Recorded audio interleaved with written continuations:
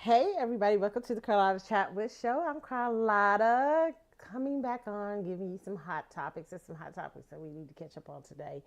Listen, at first, I'm gonna try my best, okay, to to stay off after this. Stay off for a minute after this because I got so much going on. But every now and then I see some hot topics that I need to talk about. So I'm gonna try to make it a short show. Child, I don't know, okay? I'm gonna try. All right. Okay, so let's start off with, how the week's been going so far. Man, it's going fast. Can y'all believe how fast this month, the month of July is gone? I'm like, pretty soon we're gonna be doing Christmas stuff. I mean, come on now. It's the time is moving. Okay, the days are just like it's just moving up in here. Okay. Um, Today, wow, Hulk Hogan passed away. Okay, so this week we've had even Ozzy. I don't know if I talked last time when I was on Ozzy Osbourne has passed too a couple of days ago. So Hulk Hogan, Ozzy Osbourne. Oh wow, my goodness, Malcolm Jamal Warner. What a week, crazy week. Okay, so prayers to their family. Wow, Hulk Hogan. All of those stars. Notice they're all big in the '80s. Oh, my conspiracy theory people are going. I got conspiracy theorists, people who think y'all be making sacrifices and everything out there in there. Hollywood. They be thinking people making sacrifices. I love it. Listen, I always tell people I entertain the bullshit. I do. Even because you never know. Listen, because really some things are fantastical, but truth. Hey, truth is often stranger than fiction. That's facts. You know what I'm saying? I watch the ID channel and I be unbelievable. I be like, I can't believe somebody thought they could pull that out. I mean, it's crazy. What a crazy world we live in. It's almost time for back to school, man. I've been signing up for my school stuff. Child, oh Lord. I'm trying to get the energy together, get the energy ready. I done started a new exercise thing. Child, listen here. This is big. These particular months for me, God, it's just a big transformation thing for me. Big thing. Okay, so and I'll talk to you guys about something I'm doing that's new, and after I see how it works with me, and I'll probably talk to you guys about it later on. About we're in healthcare. We talk about health a little bit later on during the later on, probably during the year. I'll talk about it. Right now, I have been reading. I put down Miss Tina's book right now because I'm reading. I know we're gonna start the book club, but y'all, you gotta give me a minute with it because I'm reading two other books right now that are really good that I need to complete. And I gotta get ready because it's gonna be pretty soon the school year. Okay, so yeah, and so I'm excited about that. I'm excited about class and everything. I'm excited because football season is almost here, and you know what that means. We're a few months away from Chief Bowl. That's what we call it now. Are we? Is it called Chief Bowl now? I mean, listen, I'm gonna tell y'all, us Chief fans, we are going to we don't know about the Hunts, but we believe in Patrick Mahomes. While we got Patrick Mahomes, we believe we going to the Super Bowl every year. We gonna use Patrick Mahomes as much as we can. We want Patrick to go every. We can't even imagine a year where we don't go. We want to be so y'all don't even y'all can't imagine a year without us. Y'all like, wait a minute, she's not there with the Chiefs. This year, y'all know we on the revenge tour. You know we coming back for the throne, okay? You know we coming back, and you know we gonna get it. Everybody knows it. I think people know it. I think we'll know it after we see the new receivers, everybody back, and stuff like that. Y'all. Patrick been dragging the Chiefs to the Super Bowl with mediocre players. what? I can't imagine Patrick. I mean, if he had all the 18, man, the people he got this year is really. He's got some good people. But can you imagine what he would be if he had an A team? Oh my God, y'all wouldn't be able to mess with us. Listen, Kansas City enjoy every minute of that. Okay. Yes, and I am. Even though I'm now in Texas, I'm a Kansas City girl. Okay, I'm always gonna be a Kansas City girl.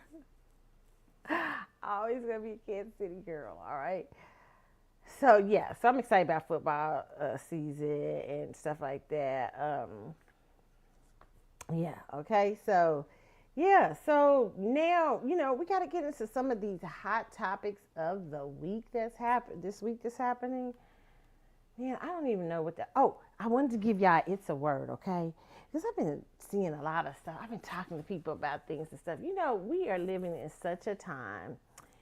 It is, I'm going to tell you the last couple of months for me, I'm always trying to figure out ways to better myself as a human and, you know, and to better my experience as a human, my humanity experience, so I have been just, I am starting this thing where like this year where I told y'all a couple of shows ago, I am definitely like about clarity. People don't give me clarity. I don't got time to figure nobody out. I am at this point, and I was telling a friend this week, a young friend of mine, who's on her way to doing some great things to school graduate. And I said, listen, we ain't got no time. She was telling me about this little young guy she liked and everything. And she was saying how, he wasn't giving her no clarity. I said, I said, time is time.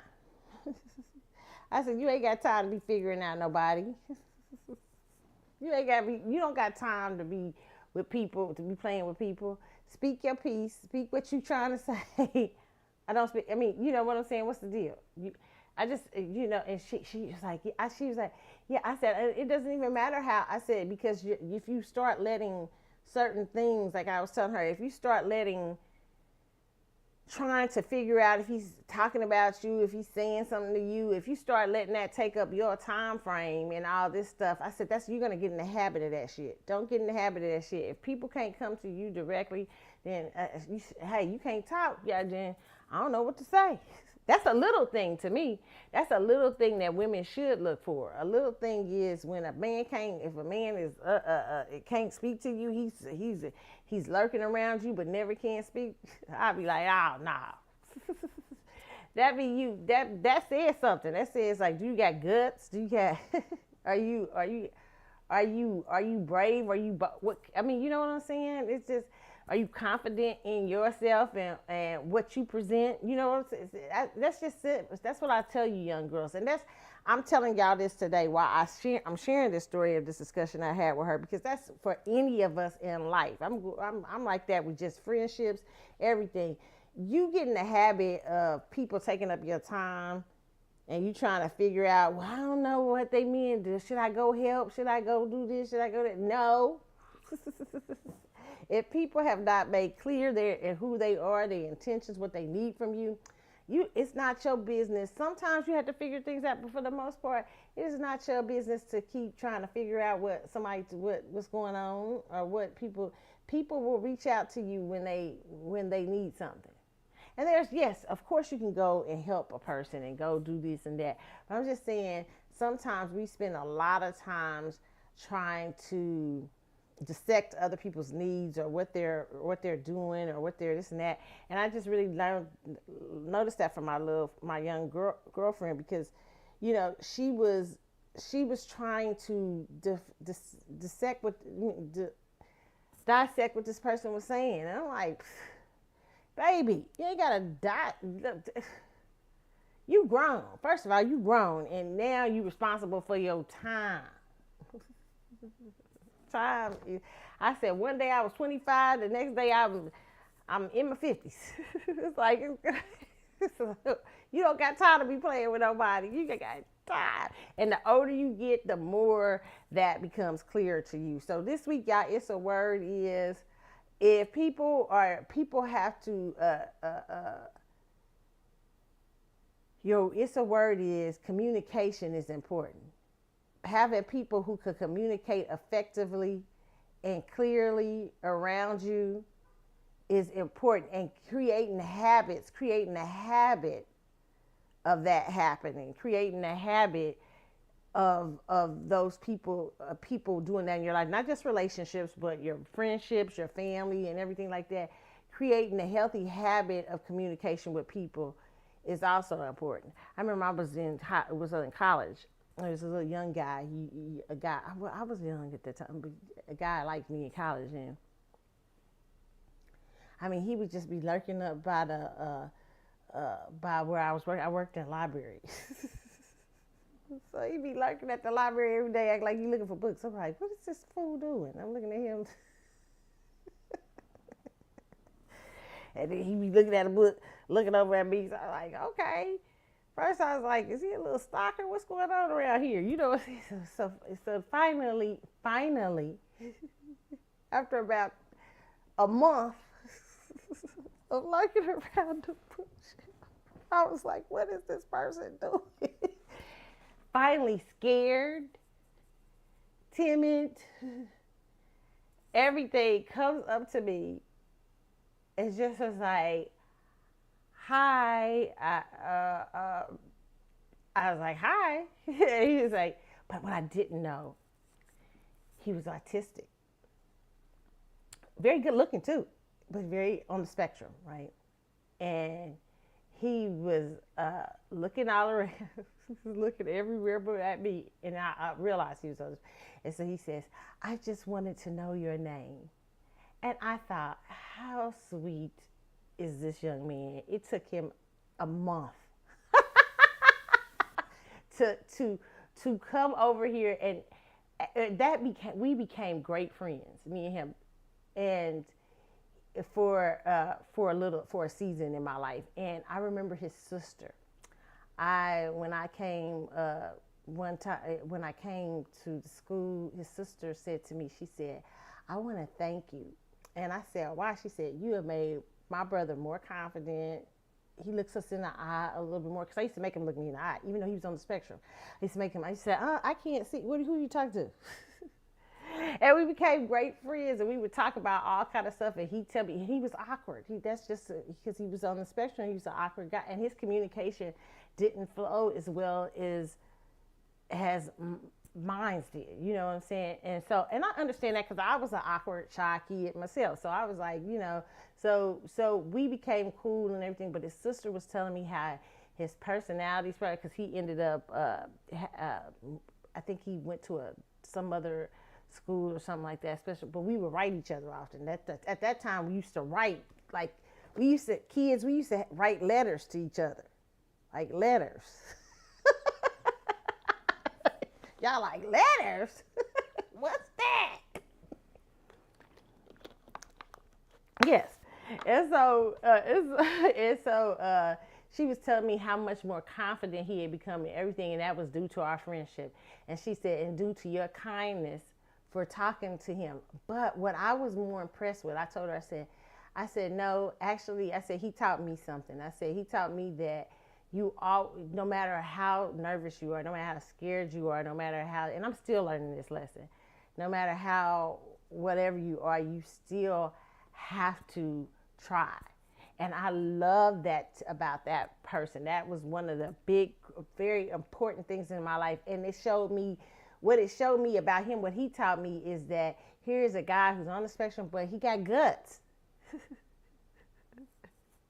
He wasn't scared of me saying, you know what? If I did say it, I don't know what if I would have ruined his life. I said, what? You want to know my name? You know what I'm saying? So like that.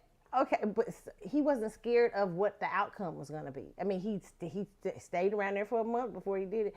But then he realized, by observing me or whatever he got comfortable with, he realized this is a safe place. This is a safe place for me to say something to, and I'm really, at that time, in my 20s, I had become very, what my friends said, I wasn't a shy girl anymore. I was shy, when you meet me and stuff, but I'm very, hey girl, I'm like, yeah, girl, and I can get sarcastic, I can get smart.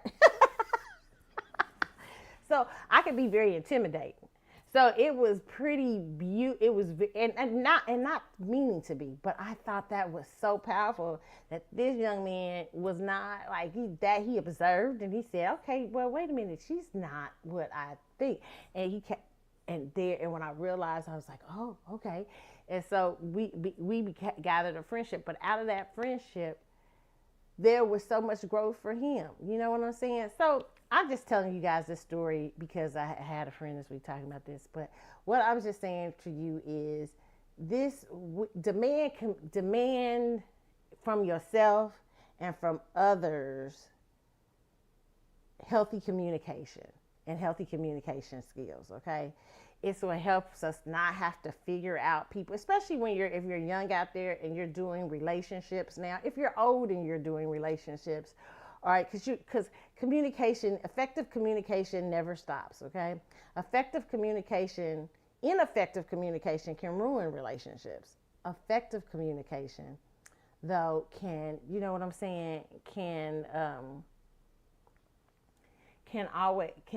help people's friendships, relationships, all those things grow. So demand that in your life from others and people around you so that you don't have to figure nobody out. You ain't got to guess about nobody. You ain't got to guess. And especially if you dating out here, you ain't got to guess about no mofo trying to get got you out here guessing. Oh my God, I tell y'all about one of the things I love about social media is because I get to observe it. I always tell the young ladies out here about, like certain things. I love I think sometimes I should have been a sex therapist or a relationship therapist because I like the topics of relationships, sex and things like that. So, but that's just one of my things that I like. But so I often observe people that I see on the internet. I love observing. I'm a Scorpio too, okay? So I'm an observer. I'm of people, and I love to observe males on the male playboys on the social media platform. They are what people perceive as fuck boys. What are fuck men or whatever they are? You know what I'm saying? And I was laughing because the other day I was watching one of my favorite F boys to watch, right? And they just randomly send out shit. And they randomly sent out this one thing, and it was like 50 women answered. It was so hilarious to me. What it was funny was I was like, okay. I laughed so hard because I was like, it's just, the communication is so random. And I thought about the show where remember I showed you guys the show of Shane on here, Shane Brody, when she talked to Duckworth, I guess the singer-rapper Duckworth. And he was talking about the things of being a fuck boy. And he was talking about some of the things that they do, and it's like and she was talking about the laws of seduction, the 48 laws of seduction, and 48 laws of power. These guys studied that shit, and I was laughing because part of this thing, and part of this what was happening to my friend, was for them to give you part of the things that seducers or seduction people do is they never give clarity. They just throw something out there. Oh my God, it's so amazing to watch. And to watch how people assume, how these people project on not people, but they're projected on their female audience. And their female audience respond. I got like 4 guys I see watch like this, and I'm always laughing. I'm like, really? Like they just say something, and it's just amazing. It's funny to watch, okay? But I've been that young girl before where you're like, oh, is he talking about me? Is he blah, blah, blah, blah, blah, blah, blah, blah. I'm like, I don't give a shit. If you ain't talking directly to me, you ain't talking to nobody. I don't know who the fuck you talking to. So, but it's funny because they be putting out these random things. It's just such a... and I wish I could tell certain women, like, this is an attention. This is for attention. You can't pay no attention. Like, I want to say this to women. This is somebody who needs your attention. And they need it bad. Do not engage. But women engage all the time. It is funny. But I just thought about that when I talked to my girlfriend the other night, and she was telling me, he's just not being clear, and I'm like, well, he don't want to be cleared. So just, I know it's hard not to. I said, but start looking at those things he says and stuff, or the random stuff, and laugh. I mean, stop taking it so. Don't take it so seriously. You know what I'm saying? Until people are clear with you, because when people are not clear with you, they waste your time. They do. They waste your time. It's like, what are you talking about? They waste your time, okay? Because they're projecting, and they're using that to project on different people. So and that happens. I had a relative one time that like called me up and proceeded for about 20 minutes. Now she knew what she wanted in the first 5 to 10 minutes when she called me. And I know, I just let her waste my time for a little bit. She's like, well, see, yeah, and what's as much to, blah, blah, blah, talking about random shit that just didn't even matter. I said, okay, let's get to the point. My family be like, she's so mean. I'm not mean, I'm really nice. But when you taking up my time, I'm like, let's get to the point. What is it you need? Shit. You about to ask me for something, just ask me for a motherfucker. Don't call me randomly just bringing up topics and subjects. And such and such is good. They've been doing good for a minute. I'm like, okay, yeah. And I just went down to see the other person the other day, and I talked to them for about, okay, that's good. I'm glad you talked. But that's a waste of time. You wasted my time. What is it that you need? Let's get to the point of this, okay? So that's my answer word for the day for y'all. Don't let nobody waste your time. Tell people to give y'all some clarity. Have a demand effective communication. Demand it. Women, girls, if you're in relationships with the fuck boys and they on your social medias, you go to their social medias and all this stuff. Let me tell you, because I watch For the Best and I laugh all the time. Listen, let me tell you what you do. Do not respond to ineffective communication. Do not. That is when people give out ineffective, trying to make you figure out something, or you do your own ineffective communication. You do something ineffective. If we're gonna be all talking ineffective, having bad communication, I'm gonna give bad communication too. Okay. Don't respond to people who lack communication skills, or who need who post something in hopes of getting your attention, right? That is so funny. I laugh all the time. So, yeah, demand it. Your time demands it. You ain't got time for the bullshit, okay? And especially when you get my age, ladies, you sure don't got. I'll be telling all the older ladies that's out there dating, you ain't got time for no bullshit. Don't, what? Okay, so that's funny. I hope y'all get my answer word, all right, so moving on to today, let's talk about what's going on out here. What I want to talk to y'all about.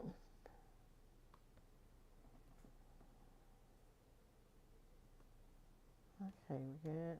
What's my first? Okay.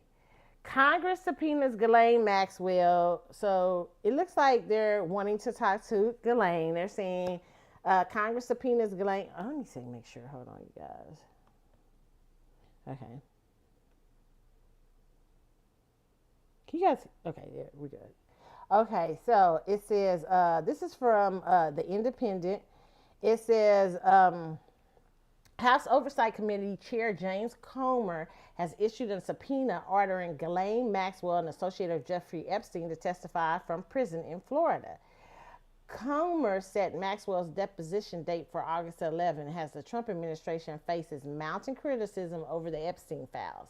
Maxwell is set to be interviewed at the Federal Correctional Institution Tallahassee, where she is currently serving a 20-year sentence for her role in helping Epstein recruit, groom, and abuse young girls. Okay, Deputy Attorney General Todd Blanche also announced Tuesday he has contacted Maxwell's attorney to set up a meeting with her Comer said the Justice Department is cooperating and will help facilitate the deposition at the prison.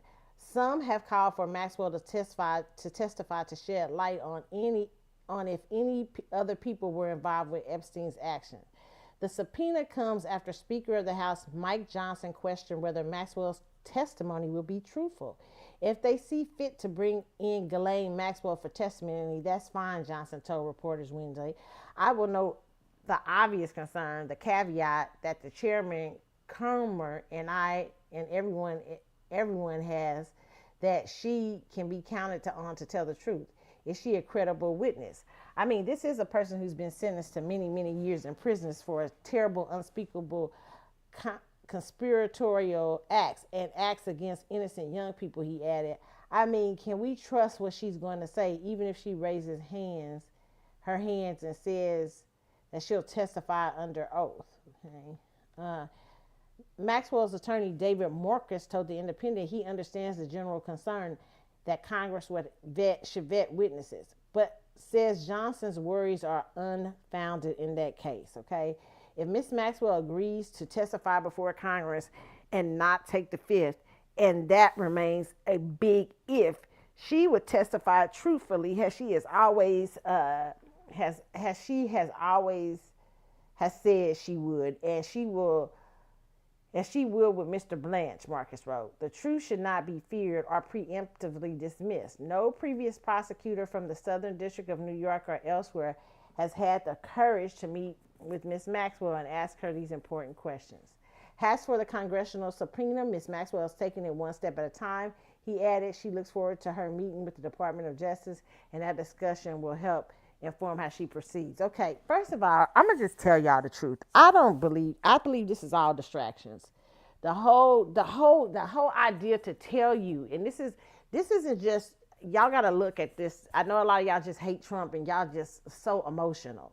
It's just y'all can't see politics sometimes clearly because you're too emotional. But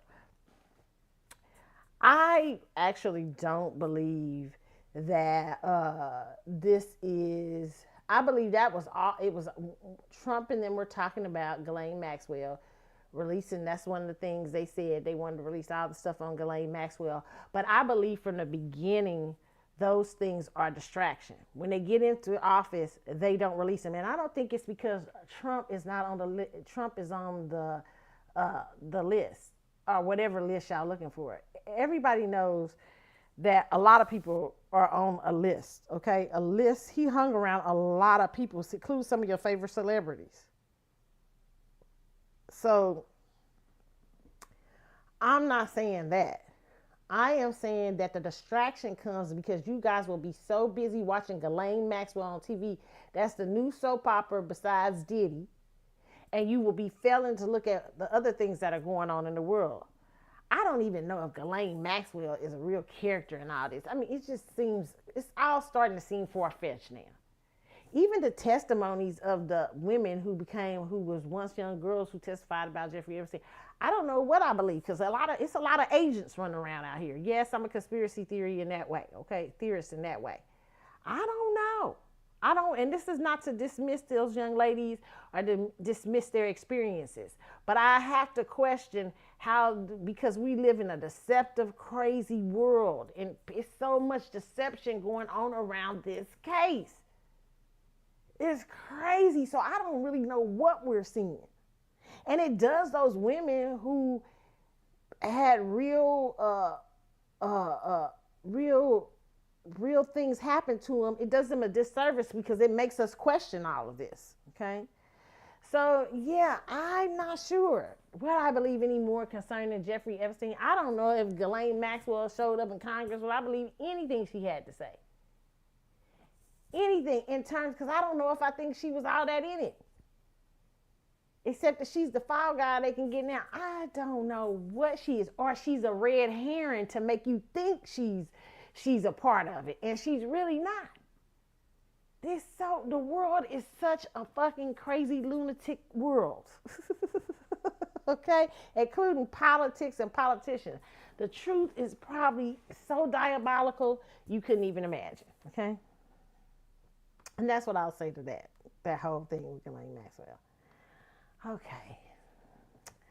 White supremacists, to the next story, are always trying to do something. I mean, this is when you live in America, the belly of the beast, when you're from America, black people in America, that's what we try to tell the rest of y'all in the diaspora. We try to tell you, white supremacy is everywhere, but we try to tell you we live in the belly of the beast. We from the belly of the beast. We've been dealing with these we know these mofos better than anybody. So we not surprised sometimes by their foolishness. The foolishness they'll try. I mean, they're crazy. They keep trying. It's always look. But you know what? I'm going to tell you something. I actually tend to like the ones that straight up. The ones that's not straight up is the dangerous ones, right? You know what I'm saying? The ones that's straight up, notice you get punished. I always tell people, white people who are not politically correct are punished by the powers that be. Why? Because they tell the plans. Y'all think the liberals ain't safe. The liberals ain't safe. They the wolves. Because they smart. They keep it quiet. They be like, you're my friend. Wow. When you turn around, they just stab you. You know what I'm saying? But then there's people who come and they look like a monster. And you're like, oh, that's a monster. And they about to do some monstrous stuff. That's the conservative side. You be like, they about to do some monstrous shit. The liberals be doing way more monstrous shit because they slow and methodical. But these other motherfuckers, they just telling you straight out, like, we ain't trying to do nothing methodical to you. We just don't like you and all that stuff. Okay. So it's a crazy world. So this is really crazy, okay? Whites only community. Explores Missouri expansion, okay? I don't know where y'all gonna go in Missouri, okay? Discredited reprehensible segregation, ADL says, okay? All right.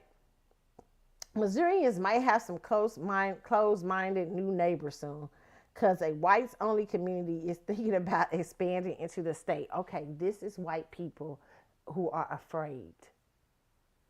Well, we've seen this before in our lifetime as black people. We've seen this right after slavery, during the Civil War, when whites get their property taken away. We see what happens. What happens there? It becomes a more of anger and everything directed at what they consider is their enemies or all that stuff. There becomes more push on Jim Crow, segregation in the South, lots of fears around black freemen.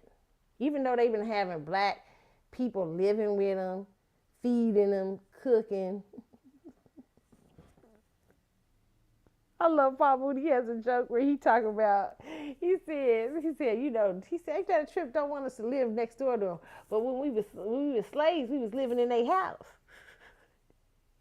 He said, be mad, just mad because, you got away. And this is his joke. And he said, look, slavery come back today.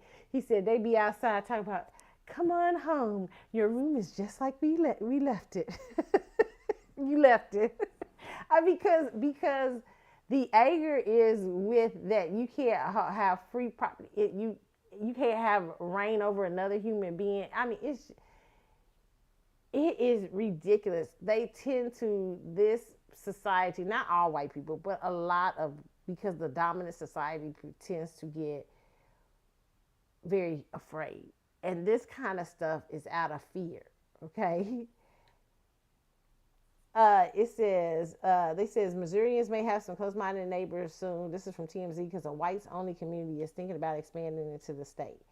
Return to the Land, see, hear how that sounds, is a private membership group that supports traditional views and European ancestry. Reading between the lines, it's a group of white people who think diversity is a problem in the melting pot. And advocating for association with individuals who have common ancestry.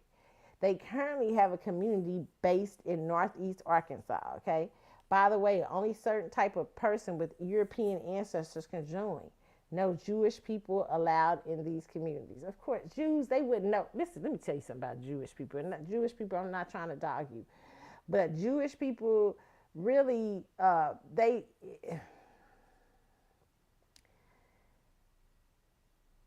it's a religion thing, and it's very different. You've been able to hide from these type of people. You can change your last name. You can do a lot of stuff. But Black Americans, Black people, period, in the world cannot hide from these fools. Okay, because our skin color sticks out and everything like that.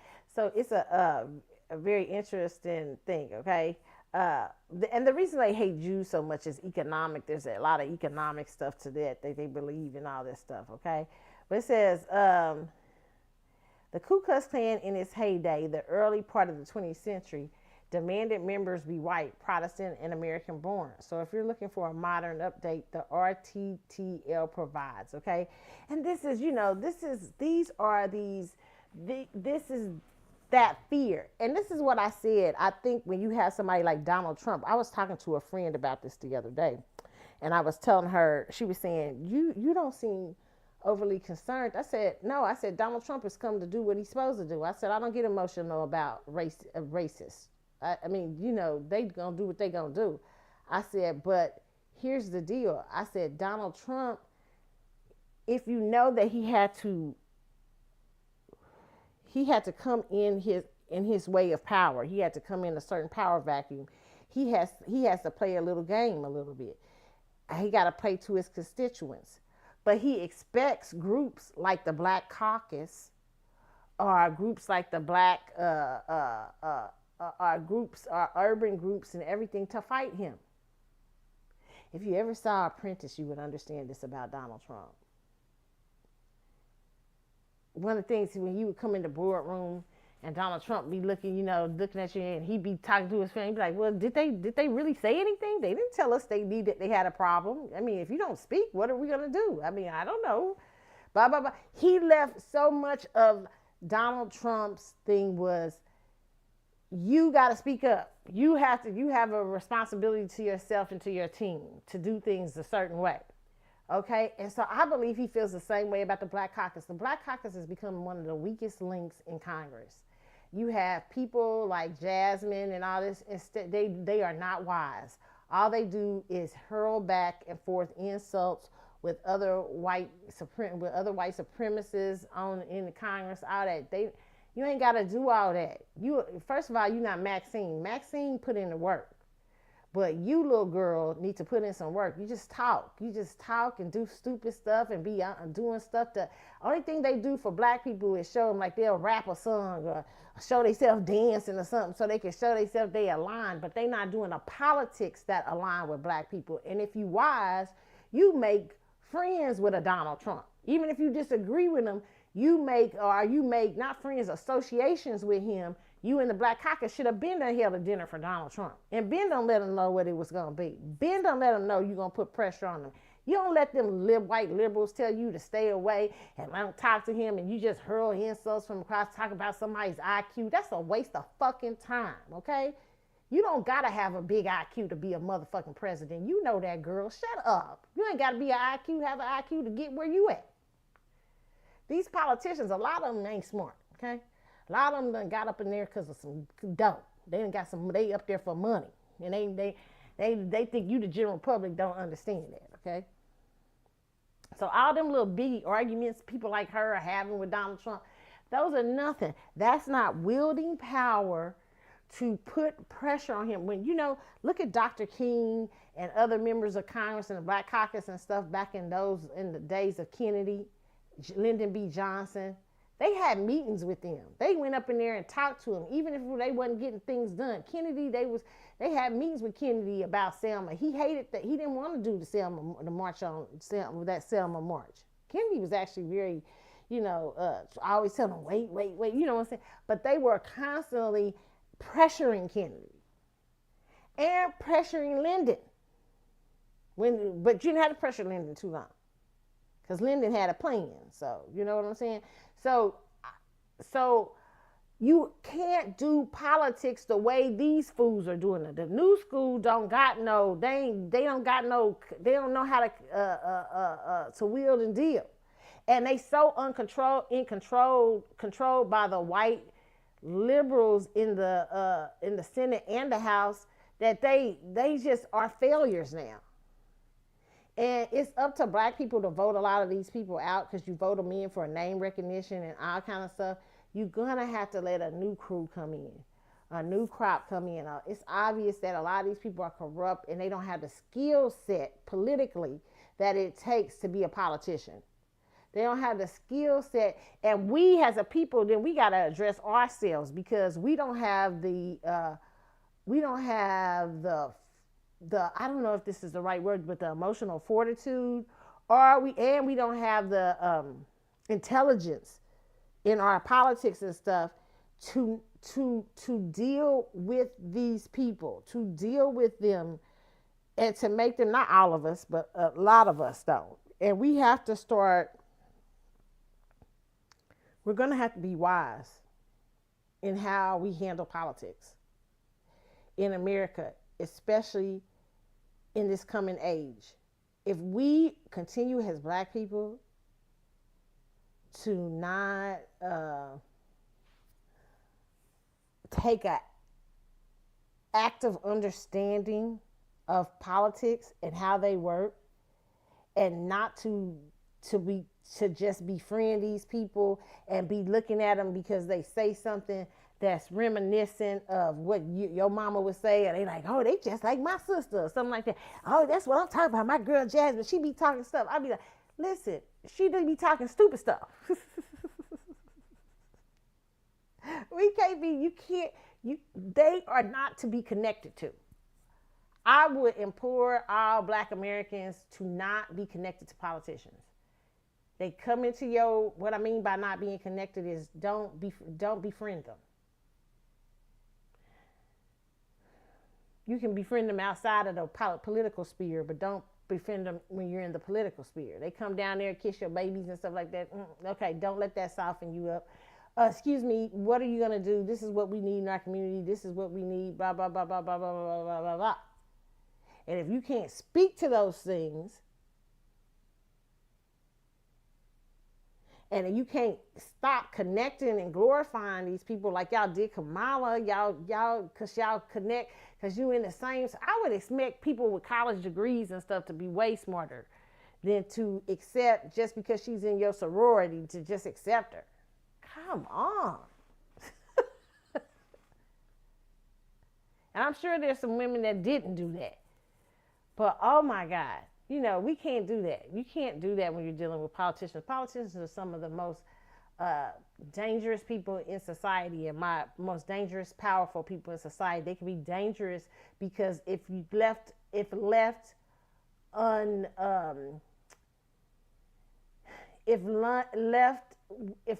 where you're not observing them, if left unobserved, if left out there to do their own thing, where their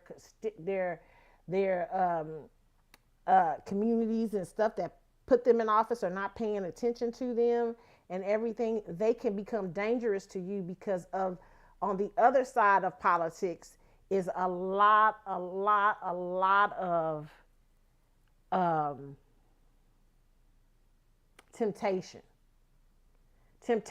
money. There's money that flows from corporations, money that flows from elites, money that flows to change how, hey, if you do this bill, you do this bill. That's why, as the public, you have to be alert to them.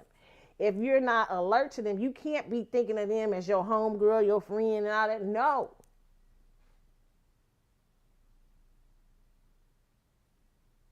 Politics is about the business of your life. And you can't afford to be befriending these people, especially when you got these fools out here, the RTTL, talking about they want to expand white-only communities.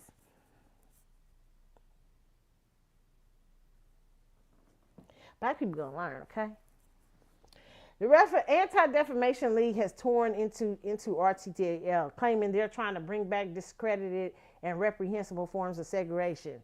And it's calling on the Arkansas government to strike back against the org, okay? Co-founder of Return to the Lane claims they've spoken to attorneys who believe they have a case that makes the prejudiced community legal. So it sounds like they're ready to fight this one all the way to the conservative U.S. Supreme Court. And you should. And Black people, you should be paying attention, and so should your politicians. And so should they be so much pressure from the world Like Dr. King gave pressure from the world. Dr. Being out here speaking on different things in the 60s, 50s, and 60s. That's why the United States had to cave. Because they was embarrassed. You can't be talking about you the light on the hill, the city. Are you the freedom, liberty, and justice for all? And you sitting up there having certain communities. Come on, there. You can't. I mean, that's crazy. Okay. But it says the group, and then I would have to see, because sometimes legally some of these people can do this. It depends on where they go. It depends on how they're doing it. Are you creating some sort of little community in the hills or something that you done brought land on the hills and stuff? You can do whatever you want to with your land. If it's certain, but if you're in neighborhoods and stuff, you can't expand to cities and neighborhoods and stuff like that and claim you're going to be a whites only. You can't do that. So it's very different. Depends on where they're trying to set up shop, but you can't expand into every place. And eventually somebody will challenge you on certain lands too, okay? They said the group put out a recruiting video 6 months ago full of dudes hanging out in the woods, okay, cutting up trees and doing pull-ups while spreading hateful vitriolic nonsense. It has just 17,000 views, so not exactly breaking the internet. There are women and children on the community too, and the woman even says she feels safe there and likes that her kids play with other children without fear. She says everyone is working on building the friendship and relationship of the community. Code for so long has everyone's white RTTLs doing all right. What? Okay. She says everyone is working on the building the friendship and relationship of the community. Code for so long as everyone's white RTTLs doing all right. These, and see, I'm gonna tell you something. A lot of these people doing this kind of stuff is slow and easy, impressionable. They've been rejected from society in some sort of way. You really, when you hear some of them, you be like, all right, it ain't, they done made up something to make them feel important, okay? But it says, anywho, they might be jumping state lines soon, and we'll have to wait and see if the Show Me State plans to show these clowns the door. We've reached out to return to the land members of the Missouri government and the NAACP for this story. So far, no word back, okay? So in the NAACP, you're going to have to start expanding your groups, TMZ, to like groups like FBA, ADOS, stuff like that. And FBA is just a title, but ADOS is an organization. And they're a title too for people like this, for things like this, because the NAACP has been ineffective, in my opinion, for quite some time. Okay, they're just a cute little face right now, That's just my personal opinion. So these people are trying to build on a white community, child. It's just funny, okay? Let's see. What's next I want to talk to y'all about? Okay, Michael Jackson's biopic is coming soon. They're thinking 2026. Let me share y'all this first. I guess this little pic. This is Michael's nephew. I think that Jafar Jackson has Michael Jackson. Okay, Lionsgate and Universal's Michael Jackson biopic. Michael moves to pre-summer 2026. Okay, Lionsgate and Universal Michael Jackson's biopic Michael is officially moving to Friday, April 24th, and that's a global theatrical release. Okay, so you expect it in next April. Okay, it says at the same time we hear that a second movie about Jackson remains in development. We told you CinemaCon they were distribution plans afoot for the feature directed by Antoine Fuqua and produced by Graham King. Michael will also get a release on IMAX screens. Okay, the delay with Michael has been twofold. One being its length. There was at first cut in excess of 3.5 hours. There's also been reports that the initial cut of the movie made references to 13-year-old Jordan Chandler, who accused Jackson of molestation and who the pop singer settled with for $20 million in 1994 with no admission of guilt. While the screenplay by the three-time Oscar nominee, John Logan was developed, approved by the estate, and shot to include Chandler. After production wrapped, it was revealed that it was an agreement for him not to be included. Hence, the production had to go back and reapproach the material. Jackson's nephew, Jafar Jackson, plays the king of pop. There aren't any, and I don't know why you don't want to be a part of it. Your name a part. You got $20 million. They aren't any major studio wide entries on April 24th at this stage. Hence, a great choice for Lionsgate. Michael will open in the wake of New Line, Blumhouse leads Cronin, The Mummy, and Amazon's MGM Studios Miramax Liam Neeson, pick 4. Okay, kids walking. Wait a minute, what's this? Excuse me, y'all. Kids walk into a bank from director Frankie Shaw on April 17th. So all this is going to be released with during Michael. And then The Devil Wears Prada 2, Warner Brothers. Okay.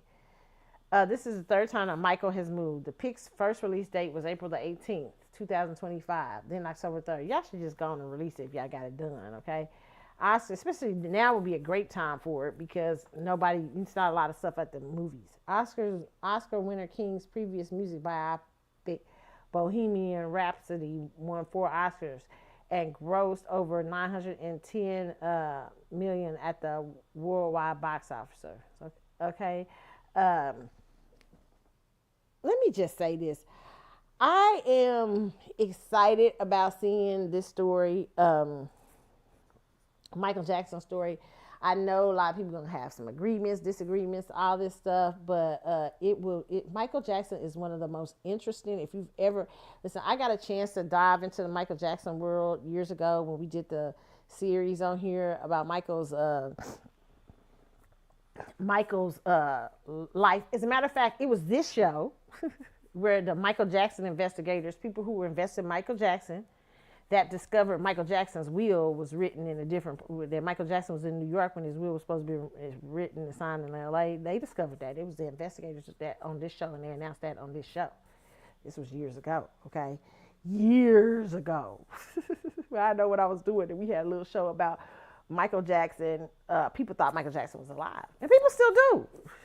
I mean, I don't, but people think, I thought it was interesting. I was, like I said, I entertain stuff, right? But people really, and listen, I'll say this, what I believe on this.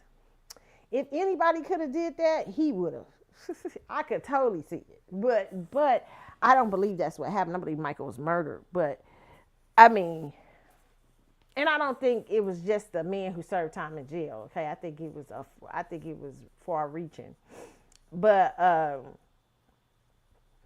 the interesting thing about Michael is that so many books you can read about him, so many things. I don't believe Michael was a child molester at all. Okay? I've read a lot of books, heard a lot of stuff. I heard all the trials. I feel like that was one of the worst things done to someone. A public lynching of somebody in their career. It was sad to see. And Michael had a lot of things going on, mentally, spiritually, all kinds of things, and he's very sensitive. So, I think that just really just worked overtime to destroy. I mean, you know what? Here's what I tell people all the time. I hate when celebrities try to compare themselves to Michael Jackson because you can't. First of all, Michael Jackson was an age before the internet. Michael Jackson did what the fuck he did without the internet. I mean, when you think of that, the world was a much bigger place. The internet has made the world a much smaller place, okay? So it's easy to sell a lot of y'all asses out here. A lot of y'all don't sell. Y'all barely break 10 million album sales, barely make 5 million albums, barely break a 400,000 sales, and y'all trying to compare yourself to Michael Jackson. You know who you are, and your fans, the Lulu, be trying to compare themselves. But Michael Jackson, and you shouldn't compare yourself to Michael Jackson, because the price that Michael Jackson had to pay for that level of fame that he wanted. Michael knew he was going to be the biggest star, set out to be the biggest star, understood it clearly.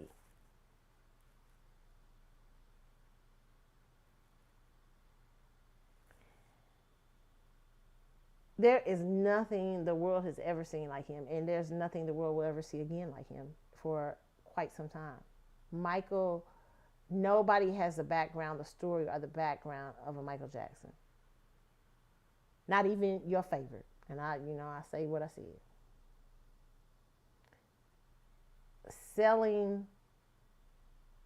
Having the biggest selling album in history, and it's still selling. In the 80s, 150 million albums. You can't imagine what it was like to Michael Jackson announce that he'd do Thriller. The Thriller video was coming out. Do you know families across the world at home waiting for the video? You don't get that from none of these artists out here today claiming to be Michael Jackson. None of y'all motherfuckers can do. None of y'all got that. The world, you couldn't even do in that world back in the 80s. A lot of y'all that's considered big today, no offense to y'all, but y'all couldn't compete in that time. That time they was heavy hitters.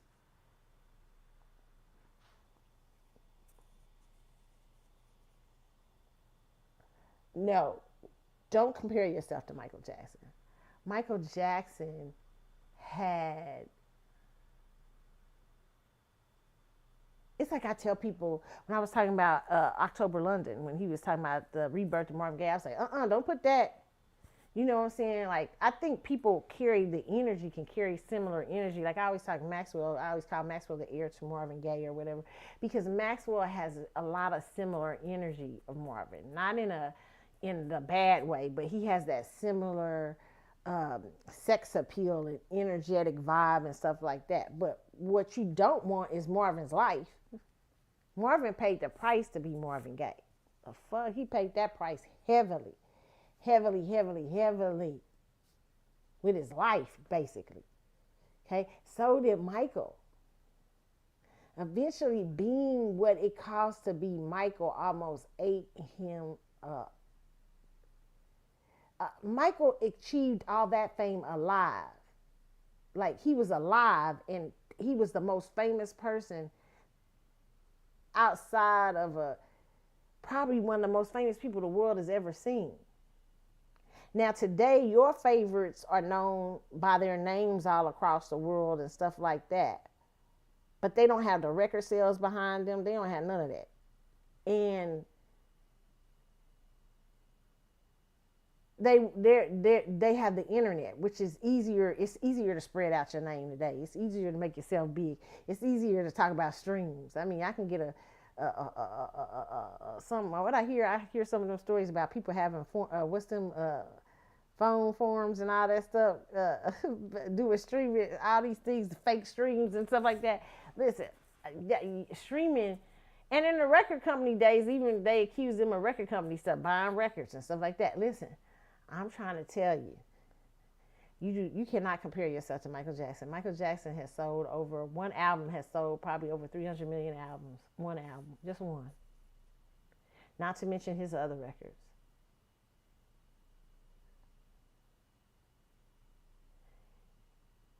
And your faves can have their name, but don't nobody stop. The world don't stop for when they doing something.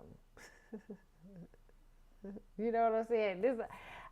It's just amazing what Michael Jackson had to live, and nobody has lived that since. And you shouldn't want to put on your favorites that Michael Jackson thing. I don't think anybody else can endure that level of what he had to endure. It was crazy. Only person I think that might really have a little sense of it, but she's normalized herself to a point where she's like, okay, she's kind of normal, and she really has the album sales and all that stuff to back it. It's probably a Taylor Swift.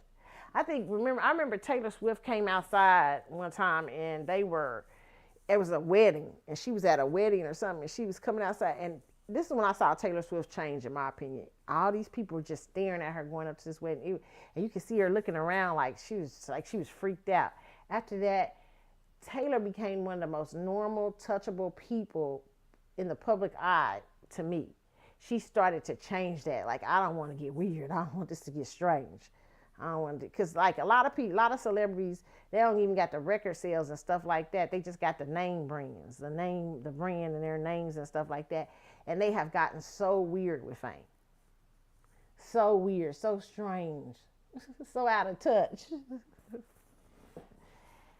And I appreciate that she saw the deal and she acted accordingly to straighten herself out. You know what I'm saying? Like, listen, I am human and all this stuff.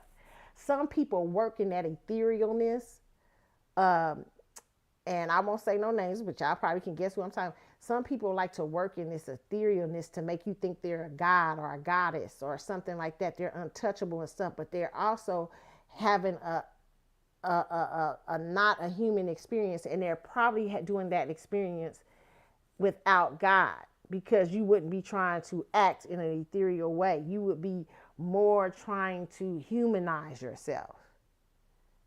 Because with God, I mean, there are times that you can't let the public touch you because you're dealing in a high calling, but you know when to be human.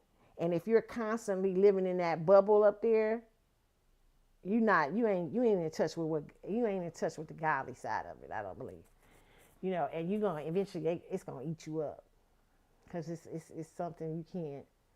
Michael didn't mimic that. He actually experienced that. Now you got these people today trying to mimic that.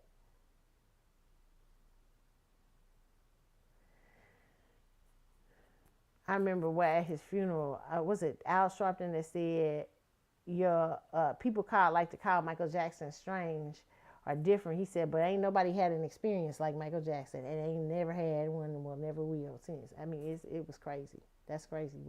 How the world was under Michael Jackson and the fame of Michael Jackson. That's why when I hear kids talk about, they try to compare Chris Brown, Beyonce, I'd be like, child, please, when was you born? Okay, you wasn't here for Michael Jackson. you can't possibly know what you're talking about. Okay?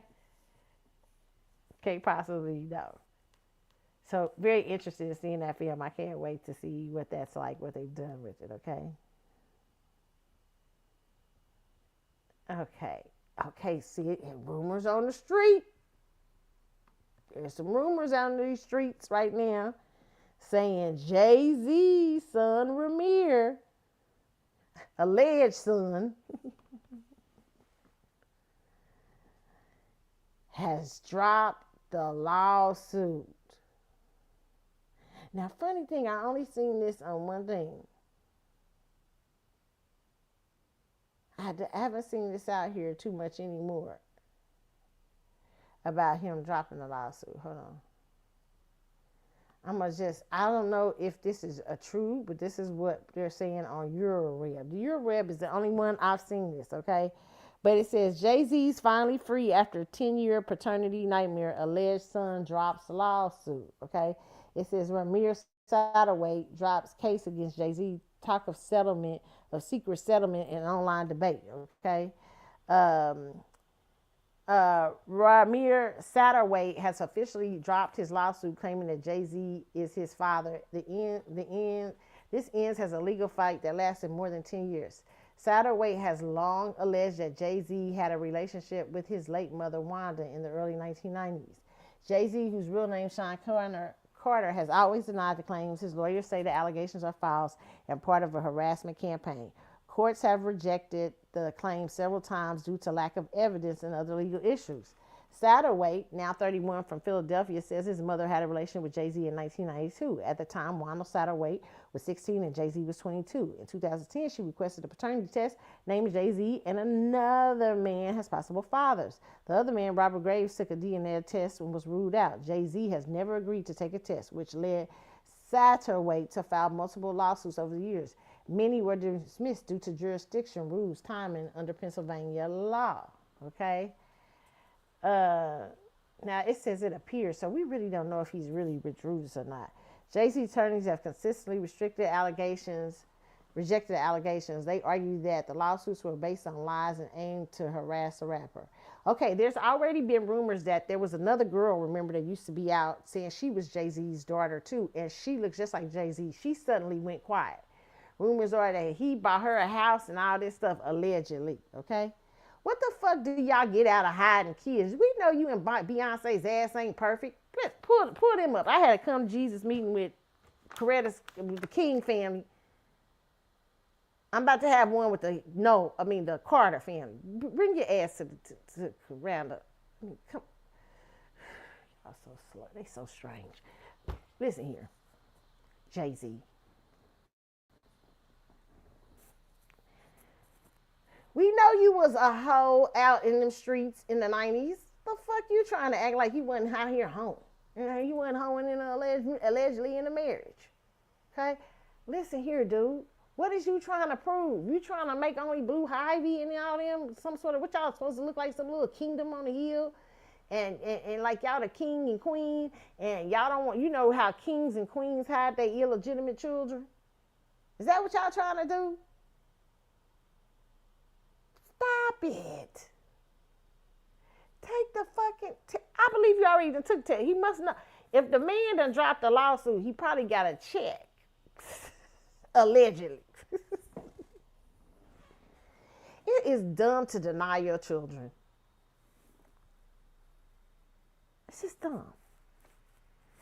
And what it does spiritually and mentally and physically, even if you don't have a relationship, it's just, And any woman who would sit beside a man and let him deny his children ain't shit. I say that again. I say that clearly.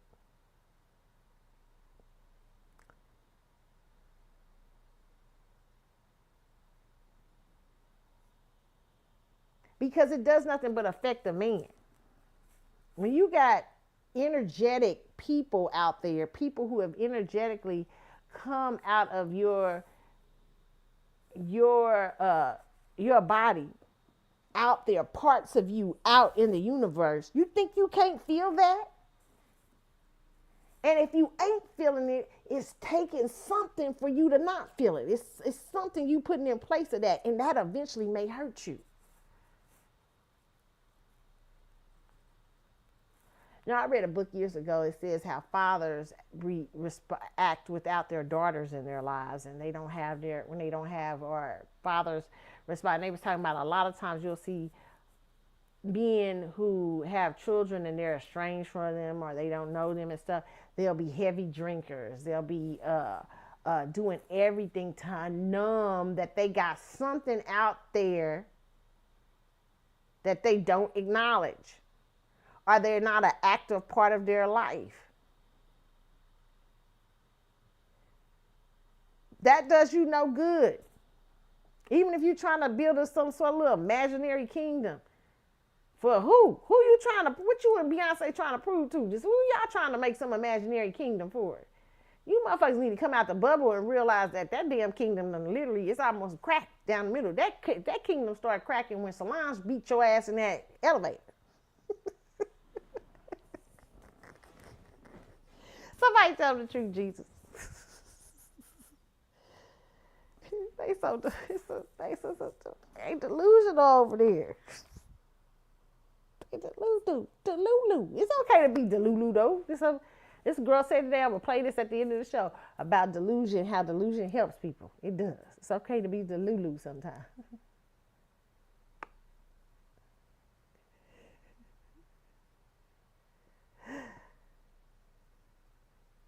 Because sometimes it ain't cool. Like, at this point in the game, y'all, come on. Like, Jay-Z, we know your ass. I know what you scared of Ramir for.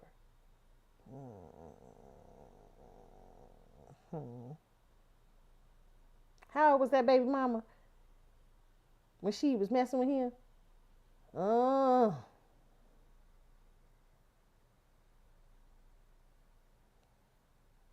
Like Kelly's, huh?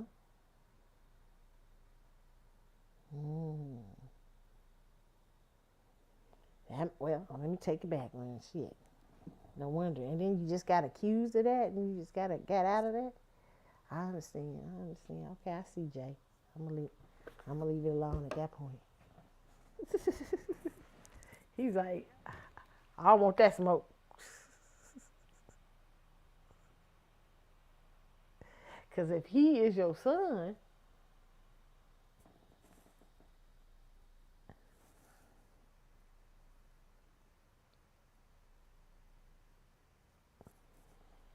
we looking at some side eye and we side eye and we like, how was you when you was messing with this little girl?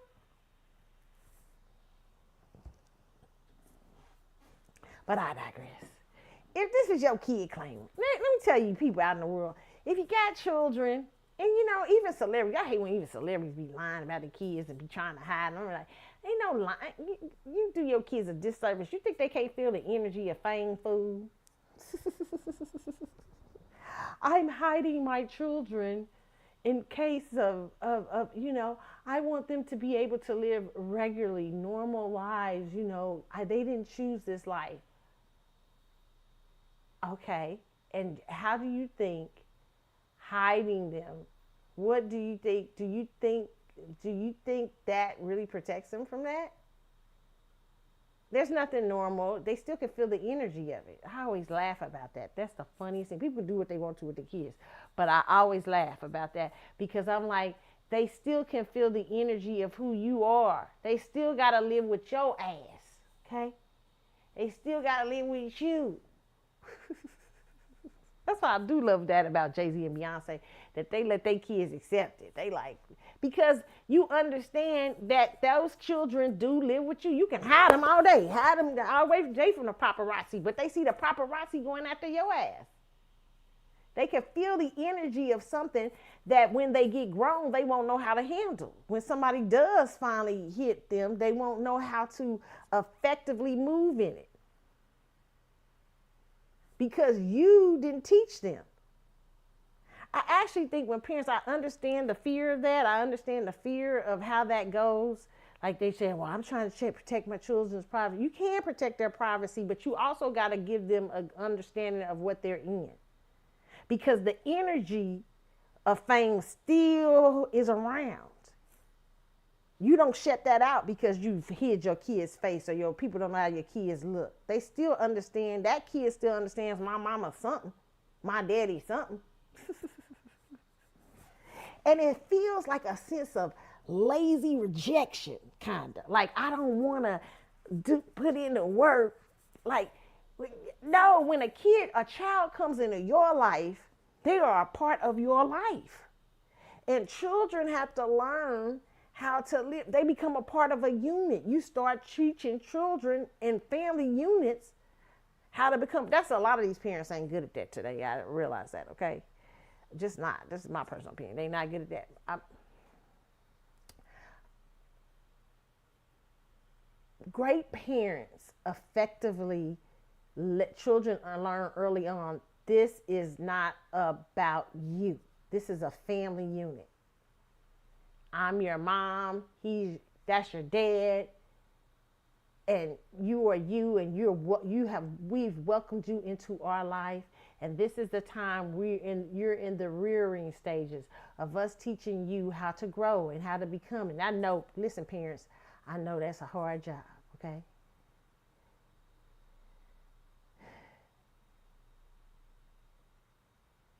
You are effectively in our life, and we are hoping that we guide you enough that one day you will go off and live your own life.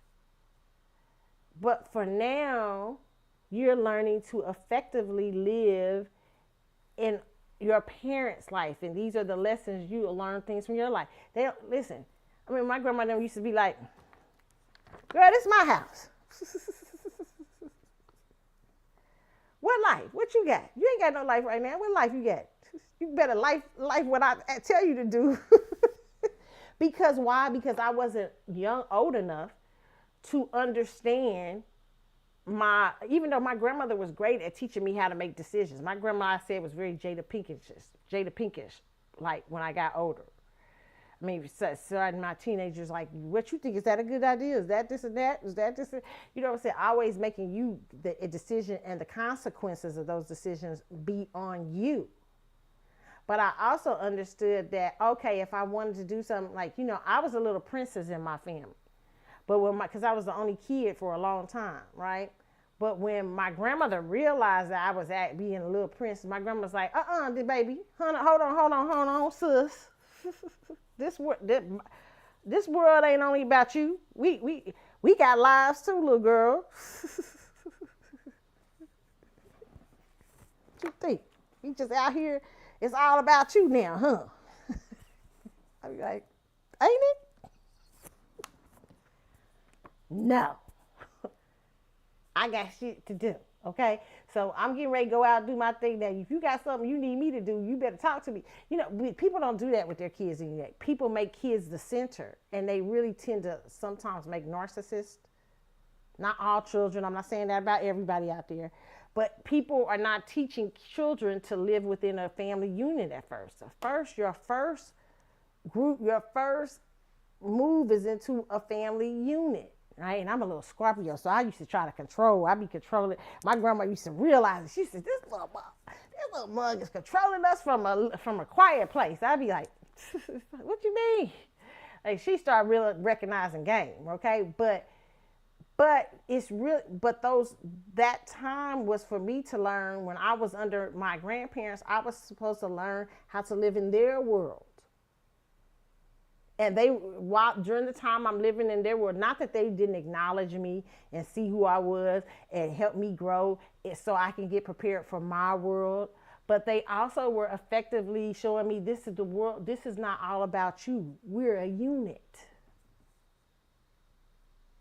But a lot of times you got and I love that I'm going to say that. I always compliment them on this. Jay-Z and Beyonce do that wonderfully. Now, what I will say, if I was them, these rumors that people are saying about your children, I don't know. It's nobody's business. But if they are on the spectrum, you could do so much for, that's nothing for people to be ashamed of. Okay. You could do so much for those, if that's true. I don't know that's true. People just be saying stuff. But if that's true, they could do so much for those kind of charities and stuff like that. And in normalizing as much as you can, I don't know, say normalizing, but in helping people to understand that as much as possible, to understand that and treat people with disabilities or something like that better. I don't know if that's true, okay? But I know that's what a lot of y'all be saying and stuff like that.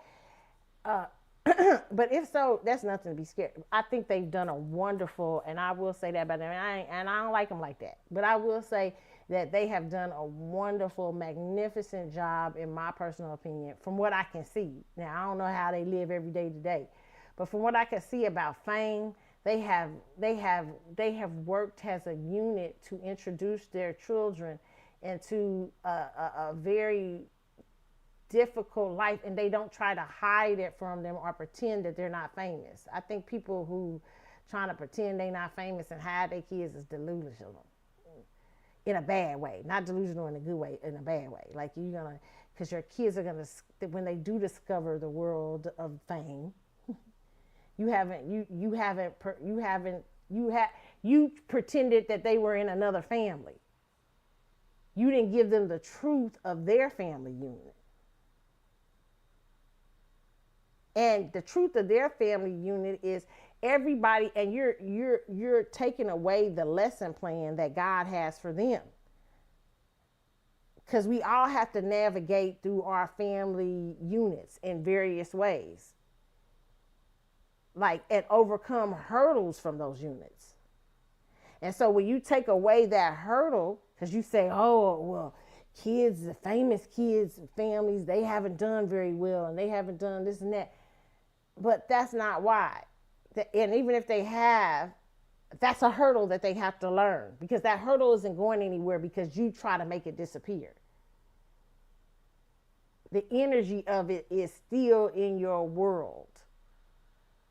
So I never understand that. It always baffles me how famous people hide their children. That's so funny to me. I always laugh. I'll be like, they're not, I understand not having them out there every day and stuff like that, but I definitely don't understand trying to hide them from a world that is yours, that they are part of, and they have to learn the hurdles of being a child of fame, a child of a famous person. What does that like?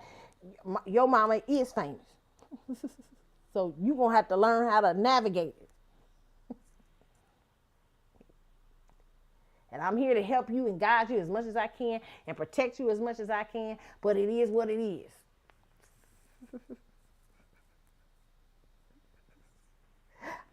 I think I had a tough granny because my grandma be like, listen, girl, now we sing and we on the road.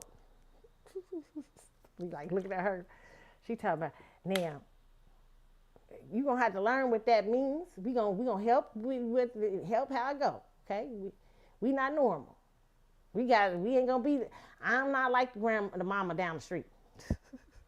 I'm like, I see that, lady. Kind of crazy.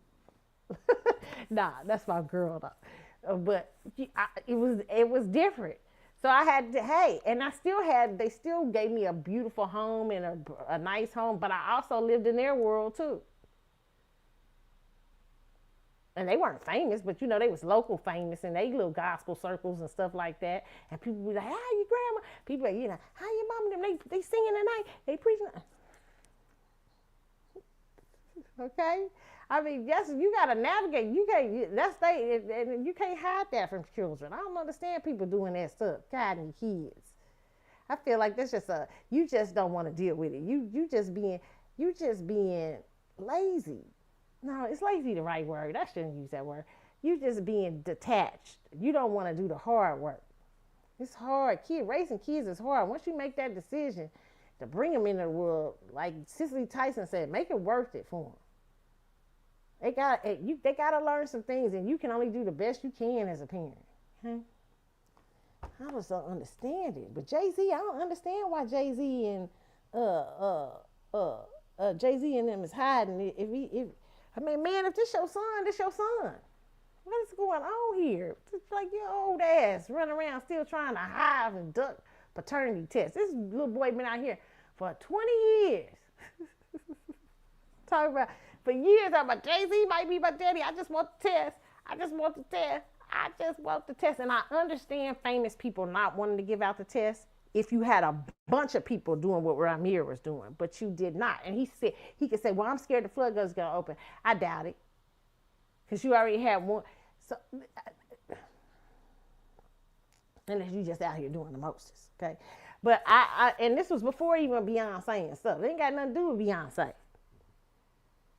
Except for when she just decided she don't want that. I mean, they ain't got really nothing to do with, and every child should know their brothers and sisters, and if you can, at least know them.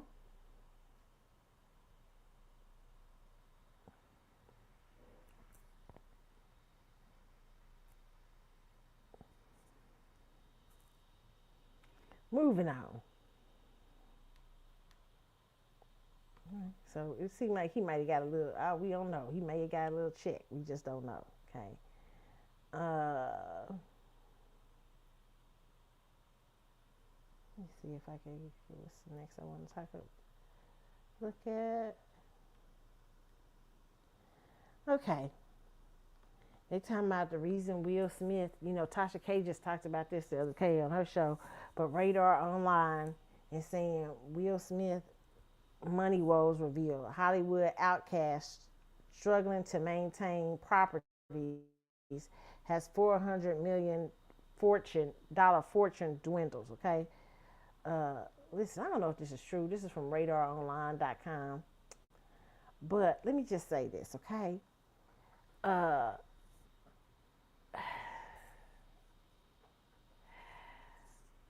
don't. Here's what I say.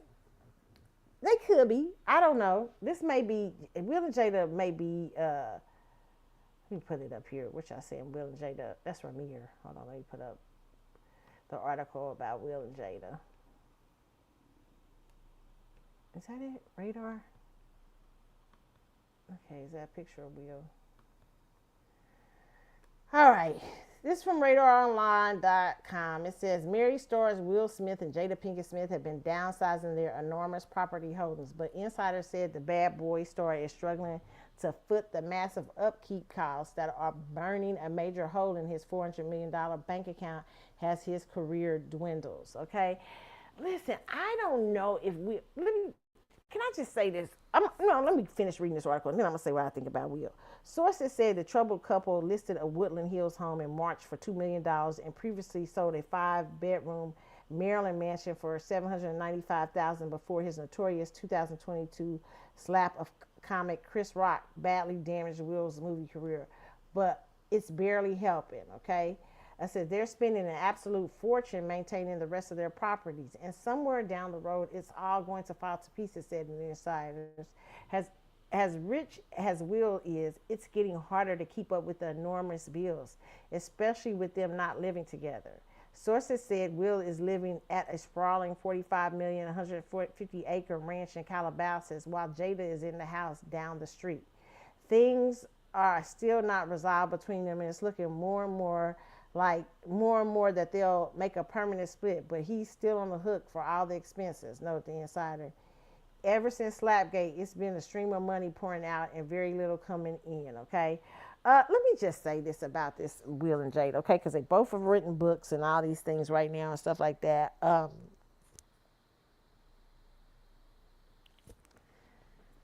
First of all, I think Hollywood, period, is having a problem right now. You know, movies ain't doing what they used to. They barely got movies in the movie theater. Music certainly ain't doing. If you're a musician right now, shit, you out here on the road like consistently. You got to be on the road singing because that music, or you got to figure out different types of branding, ways to brand yourself in this digital world. It's making it it is changing the game so much. Celebrity is, man, they kind of sold y'all down the river with celebrity, but it's a whole nother story. You know what I'm saying? But listen, that doesn't surprise me. People are having to downsize. I mean, and movies, like I said, are not doing what they're doing. I don't think it's because Will is not.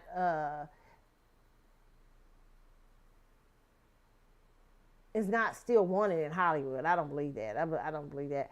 But I do believe. First of all, when you have the energy, him and Jada are so crazy. Let me just tell y'all. Let me just talk to you and Jada. Jada and Will come gather around, okay? Here's the fucking deal, okay? I understand. Bad marriage for life. Okay. I understand marriages that are of this thing that are this big.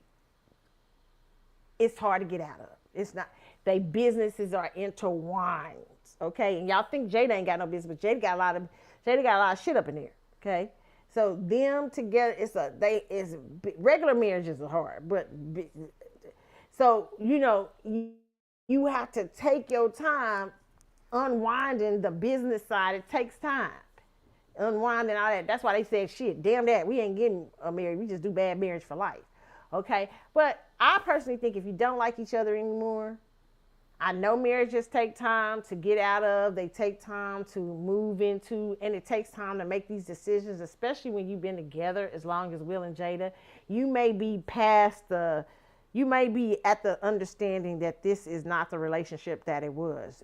You might be at that understanding, but it is still hard to let go of the routines you have with each other and the understanding that you have with each other. And Will can probably just pick up the phone and, you know, or go over there to Jada and start talking, and they probably friends. You know what I'm saying? And so even if the romance is no longer there, or the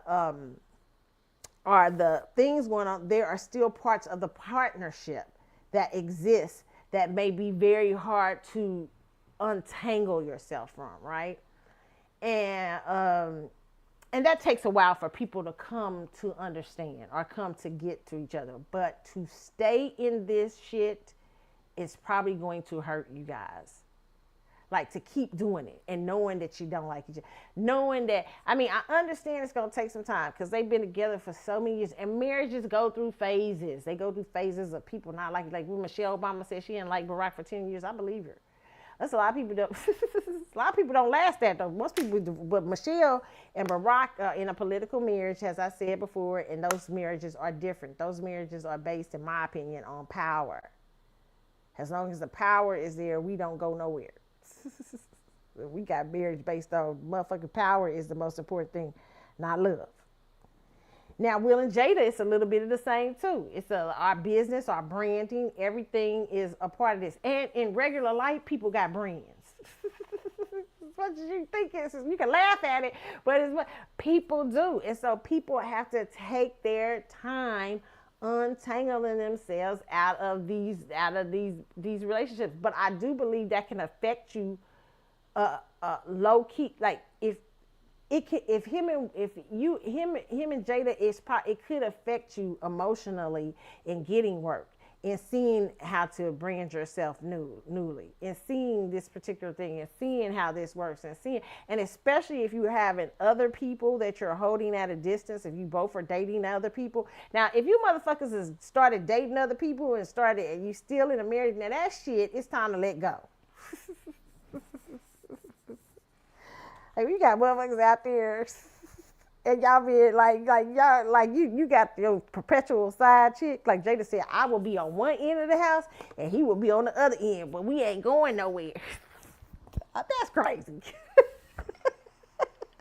I can understand it though for business purposes, but for spiritual purposes, I think it would clog you up later on. It would jack your shit up. You know what I'm saying? That's why people, when they end, they got them side relationships. I don't know a few people in my lifetime that got the side piece be out there and they be like, okay, well, they ease out of their stuff. They be easing out. And the side piece understands they coming out. And it's going to take a minute. Are they coming? Right? And they all know how to, it's a working thing, but they never not think they coming out. No. But like, we are like, baby, to allegedly, if there's another woman there, baby, me and Jada gonna be together forever, right? But you can be the side piece. Now that's a good job. That might be a good lick. But for him, it wouldn't be so good. And for her to have a side man, it just would not be. I just don't think. Trying to keep up the lie. It's crazy. Like, you know what I'm saying? Especially when you're, man. But people do it. Couples do it every day. I just think it clogs spiritually up at some point. And at some point,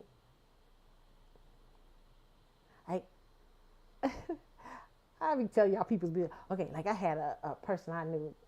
No, I knew this person, but vaguely, right? Vaguely. One of my friends was really good friends with him, but she was telling me the scoop on this chick. Beautiful girl, beautiful woman, okay?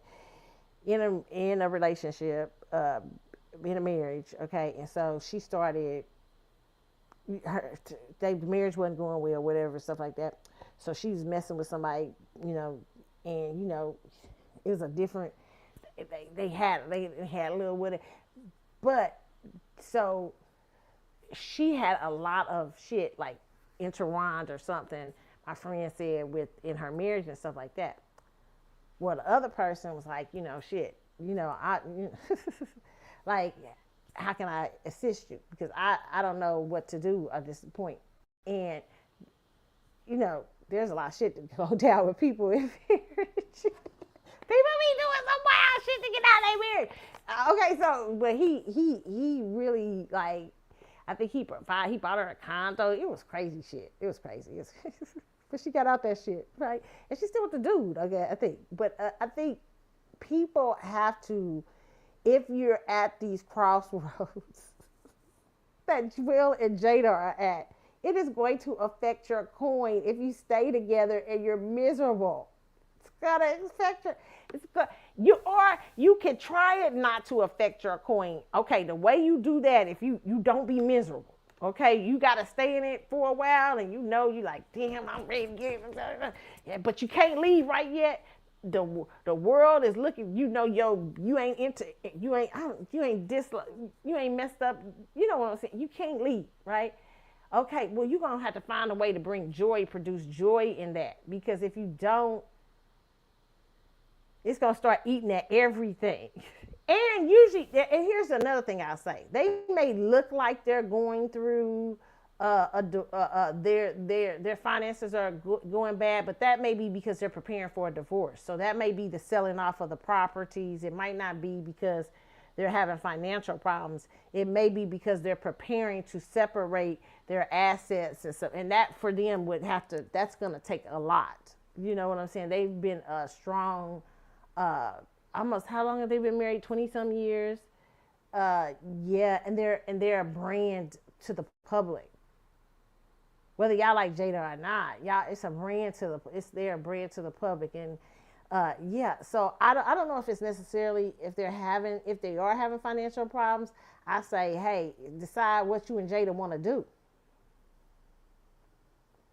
because it's so amazing to see, because here's what's so sad about that whole thing. When I remember seeing them on that Red Table Talk, the one thing that I gathered,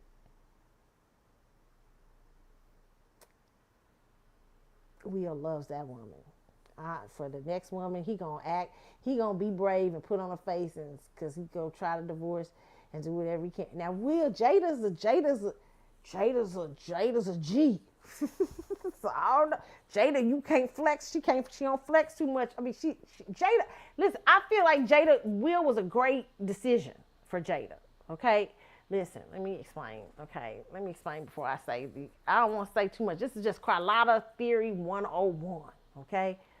Jada was a girl coming up out the hood, she's beautiful, gorgeous, coming up out the hood and everything like that. And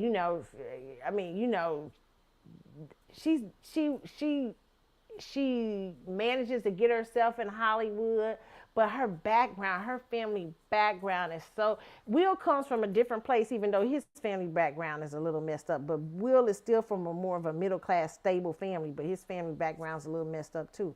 But Jada comes from really the dirt, you know what I'm saying? And so she's living in Baltimore. Oh Lord. I mean, even though Jada has an interesting family background, what's Jamaica's? I think her grandmother, her grandmother's Jamaican or something like that. I forget how that goes. But her mom was a drug head, okay, drug addict for years. That beautiful woman that y'all see up there, that's just beautiful as ever now. I mean, she was this hardcore drug addict at some point, and Jada growing up and all of that. So a Will Smith, when you're young and you're the new actress on the block and you're this and that, a Will Smith, a guy who's up and coming, motivating, smart, all these things seems on paper like a great fucking catch for a girl that's been through everything.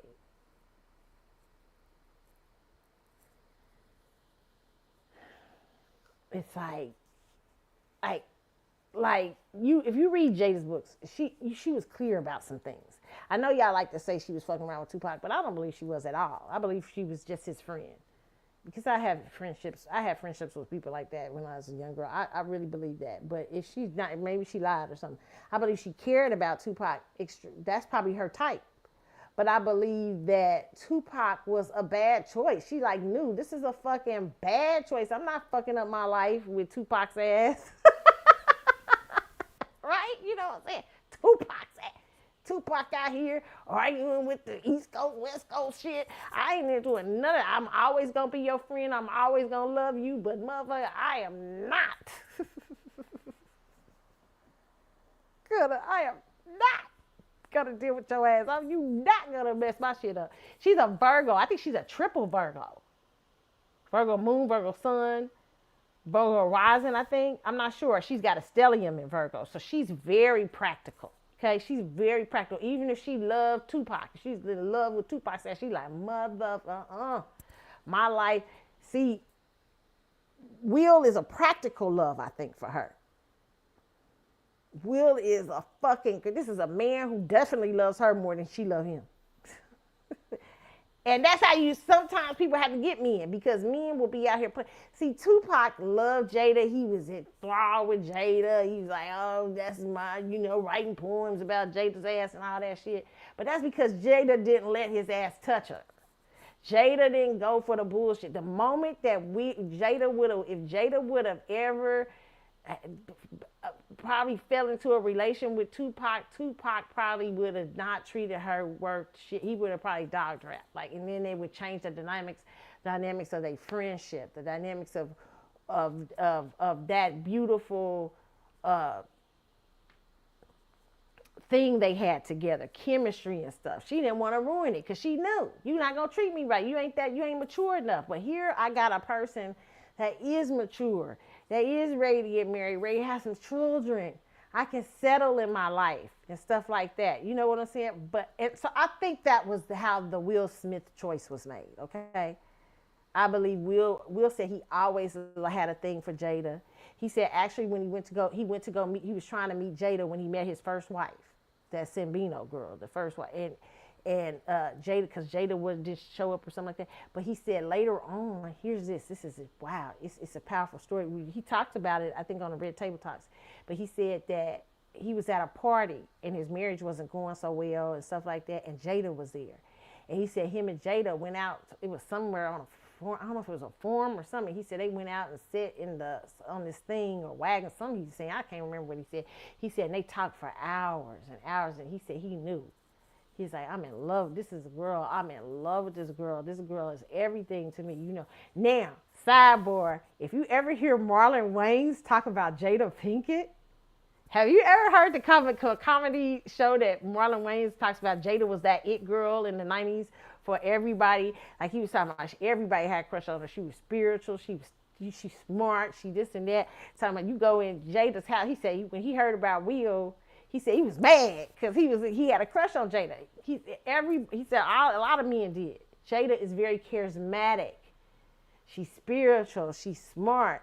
And she in control. Jada's so bad. Let me tell you how dope Jada is. And this is even, I know Jada is full of complications and a flawed individual, okay? I get it. We all are. But what I love about Jada is Jada took on that shit that y'all was doing with her. She took it out, even though I know it's hurting her. That's why I think she probably kind of hiding out. Jada took the brunt, even though she made a mistake with August Alsina, but she didn't out Will at all. Because I heard Will was out here doing these in these streets too. But she allegedly. But she didn't out him. She took that shit on her chin. And that's why she took it because really she the masculine in that. Okay? That's just my personal opinion. She the masculine. She took it and she protected Will in it. And she knows Will's the big brand. She's a Virgo. She's smart. And so I love that about her. I think that she is a woman that's very complicated and people don't understand. But I think the choice for Will was a choice of, I'm trying to do something different. I don't want to be like my family. I don't want to go into that phase from what I seen my mother go through or what I seen different people go through. So she ends up with a Will Smith. But in her soul, she's still that girl. Like, you know what I'm saying? Like Will is everything good on paper, but he don't get her. You know what I'm saying? Like, he don't get, and she's probably being the masculine all up in that relationship. Just my opinion. And if the stories I've heard are true, I've heard the dirt. I know I ain't gonna go in there because I done already heard. Tasha K had what's his name on there who was with them for years, allegedly, that they threatened to sue Tasha K about, and they never did. Okay, but if there was any kind of alleged abuse that went on and stuff or anything like that, it went on because he might have been angry because he was losing her. But she's one of those things that you can't catch in a drawer and keep her like that. She ain't gonna. You can't put no butterfly in a drawer and try to tell her, okay, you live out my brand. You live out this and that. eventually that butterfly, because she's so big in spirit and energy and stuff, she gonna break that shit. Gonna break it. And that's what it looks like's happening to me with them. She breaking it. She can't. It's hard for her to maintain that drawer. You know what I'm saying? It goes back to what Ice T said. Ice T. That's one of the biggest thing I got out of Ice T. With Ice T, he gave a great discussion. But with Ice T, I went to see him recently at UTA, and he said, but he was talking about his wife, and it was such a beautiful, in my personal opinion. Like I was like, man, I mean, it was such even though I think, uh, uh, Ice is a little pimpish, but it was a great observation of a woman, of why you have a woman, a little bit of why you chose a woman and she chose you. And he says to her, he told her, he said, look at the way you dress and everything. Like, you're supposed to be with a rock star like me. You ain't supposed to be with you can't be with no regular dude. You're a rock star's girl, stuff like that. And the fact that I feel like he sees Coco, he sees who she is, whether it's dysfunctional or not. He fucking sees that. You know what I'm saying? That this you, like you, and I think Will didn't understand that. Will wanted to capture that lightning for himself. I think because he's a Libra male, I think he wanted to capture the lightning that's Jada, that Virgo, practical, but still yet dynamic, spiritual, smart, got all these things going on, very beautiful and everything like that. He wanted to capture it, but he don't understand. You can't capture that. You got to see what that is.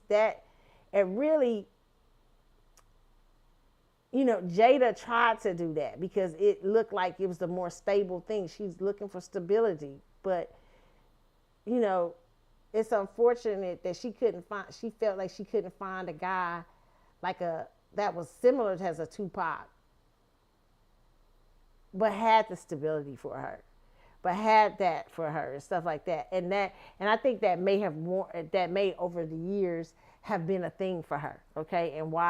And then as the pressure grows of being in that drawer of being Jada Pinkett, that pressure, which is a lot of pressure, it hurts the relationship. It hurts the marriage. And eventually, I mean, they're still together. I think Jada loves Will. I don't think she doesn't love Will. I think she definitely loves Will. But I think it's a lot to being,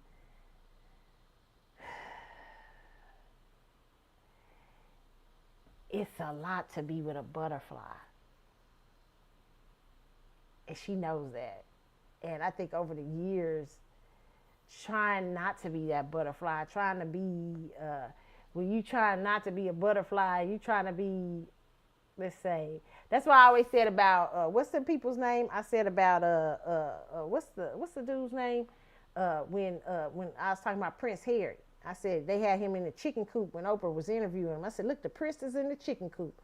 I said, that ain't where he belongs. That's a royal. I said, he ain't gonna live in the chicken coop well. He might pretend like he's living in a chicken coop, but he's from a ruling class family. And he has to have some kind of energy that is in touch with that. That's why I said I hate they did themselves a disservice going over to them real quick, Harry and what's her name? They did themselves a really big disservice how they came over here trying to pretend. They should have took a lot from his uncle, his great uncle, who abdicated the throne, and how him and his wife would throw parties. They became very elite in their own community. I think they need to become Hollywood elite. Royalty in terms of Hollywood, because that young man is always going to want to touch some sort of royalty. He ain't meant to be in the chicken coop. You can't put the prince in the chicken coop. He a prince. No matter how much regular life he's saying he won't. He's born a prince. You can't put him in the chicken coop. And the same thing for Jada. Jada's a butterfly. You can't put no butterfly in no drawer.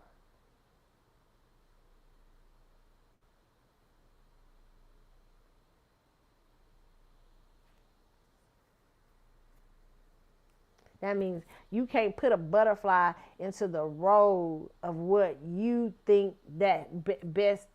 It has to connect with that butterfly. Has a to be comfortable in that atmosphere with you. You can't put her where So I think that's a lot of that's going on, and those are things that they have to establish. Do they want to continue in a marriage where that's a steep thing, just because will accept the butterfly?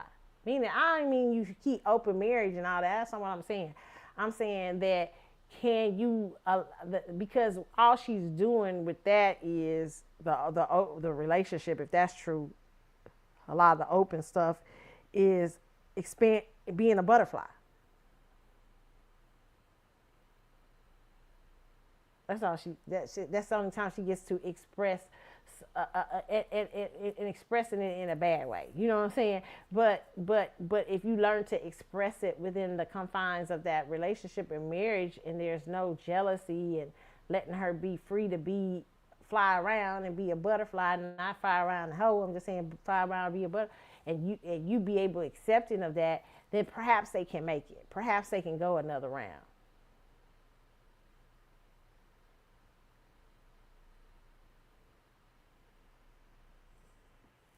You know? And perhaps not. Perhaps the butterfly wants to be free. Okay? She's put in her time.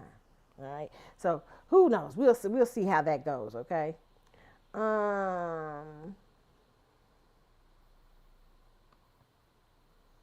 else did I need to talk to y'all about?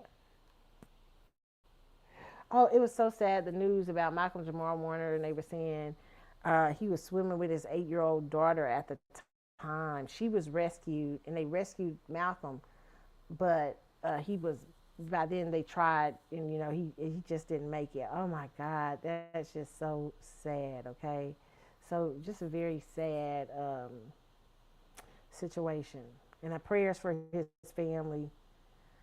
Man, wow. Okay, I saw this the other day. I love this young lady. She's always gives great commentary, and I want to share this with y'all. But please go to her thing and look, okay? And fair use, I'm doing this for her. But it says one Madam President on Instagram. It's one MADAM PREZIDENT. I love what she had to say. This is interesting. So I'm going to talk about this for a minute. Let me play it for y'all. You're visible, you're powerful, but as long as you follow this. Okay.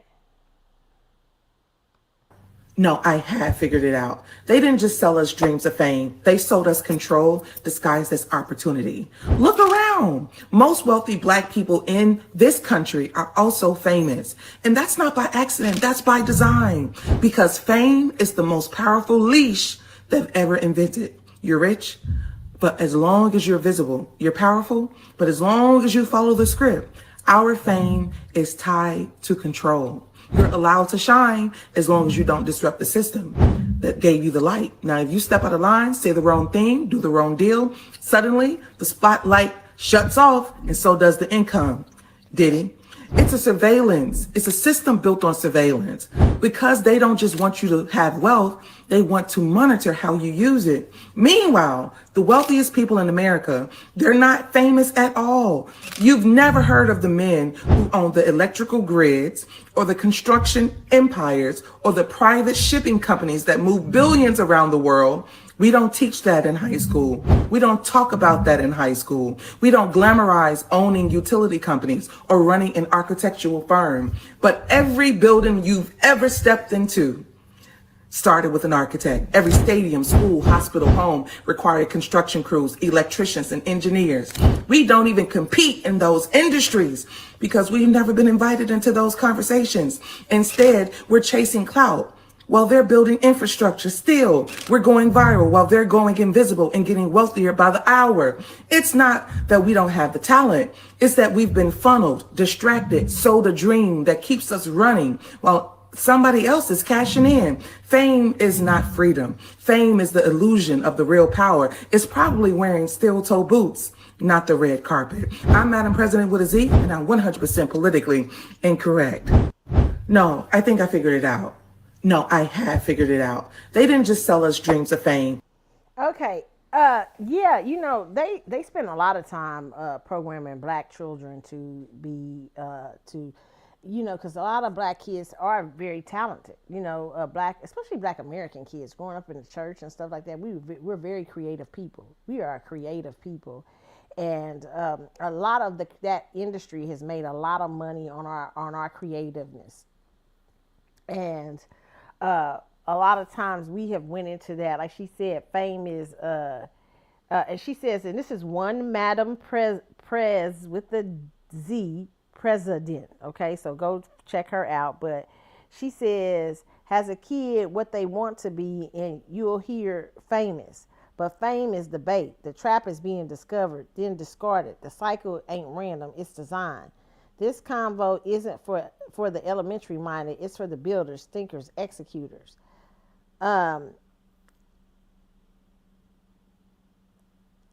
I will say this, that celebrity is not for the faint of heart. A lot of those people are very unhappy. And partly because they don't know how to use it. And there are some now we're seeing rich men wanting to be famous, but that's because it's tied to their business, like Elon Musk, Jeff Bezos, and stuff like that. But the secret men that she's talking about that run the world, that run these construction companies, and even in those days, let me talk about the area of construction early on. America is such an interesting place because labor unions, construction, and all that stuff. Early on, it was so hard and difficult even for our people to make inroads in those places because what they have, it was also always the fear of violence. There was a lot of mafia involved until they got tired of the mafia and kicked them out of it and stuff like that. There has been infrastructures, I agree with her, set to keep us out. Even at one point, the mafia was stuff running the entertainment industry, allegedly. You know what I'm saying? So there has been always trying to keep us out of the infrastructure of a thing. And I agree with her. I mean, such a powerful observation. And you're going to have to teach your kids. I mean, what we fail to teach our kids is that fame isn't, you can't be afraid to lose fame.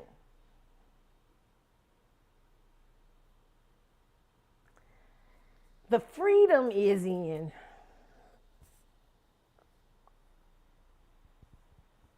this is hard for everybody because nobody likes going through that dark tunnel of where you're not liked. I remember years ago, one of my elders telling me I was saying, well, don't nobody want to not be popular, not liked and stuff like that.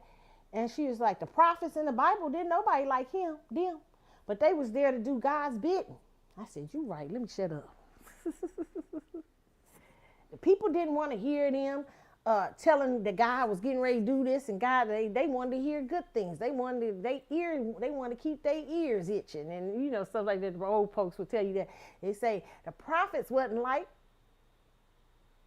and if God call you to something, and you ain't gonna be the popular one, and you ain't gonna be liked, well, it's better to do God's bidding than to do nothing, than to do something else that don't got no meaning and nothing, and it's only an earth thing. It's so hard to teach our children that. And when you step into the world of fame, because the perks are so good, child. You know what I'm saying? It's tempting. That's a temptation. Lord, it's tempting, okay? But you got to teach your children, if they going in that world, don't ever be afraid to walk the fuck away from it.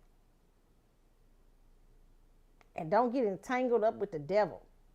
Because the devil's everywhere in that business. He's everywhere with a contract. Hey. And don't ever be afraid to walk out of his contract. As long as there's a God, you can get out of a demonic contract. Okay? But you can't give up your whole being and yourself, your inner man, for for a short term fame. You might become immortal on this earth, but what is immortal after death? You know what I'm saying? But immortal in name, but you want to be immortal in spirit. You know, every day you got to tell yourself that walking in this world ain't easy, man. This shit ain't easy. It ain't easy. Life be lifing. Okay? And you got to be willing to shake off. If you're going to do some great things in this world, you got to be willing sometimes to be not liked.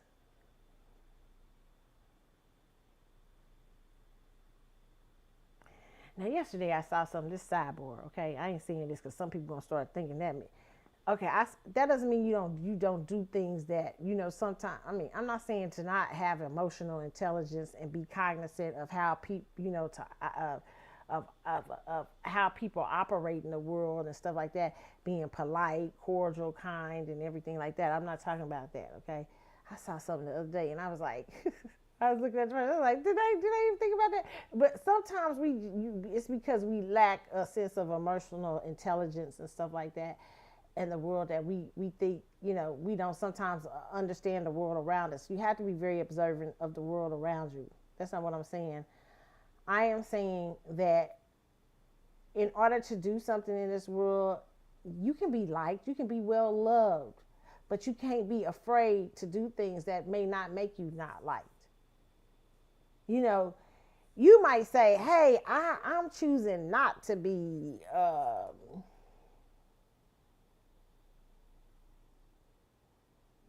I'm choosing not to be a hoe, a prostitute. I'm going to go to school and be a surgeon. Okay? Well, the easier road, you might make money easier during trying to be a hooker. But to go the road of a surgeon is going to be difficult. It's not going to be difficult, but it's going to be tough. It's going to require something of you. And the other road is going to require something of you too. The question is which values and stuff sit well with you.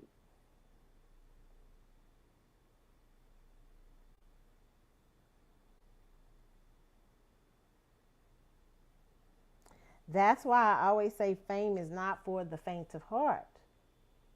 And a lot of times what we have up there is we have a lot of people who are famous who are weak.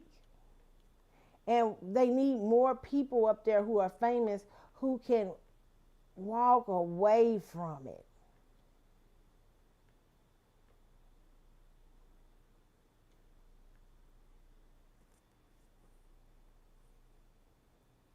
If, you know, I'll leave you with, what's this? I'm going to leave you with the delusional girl, what she said about that too. But uh,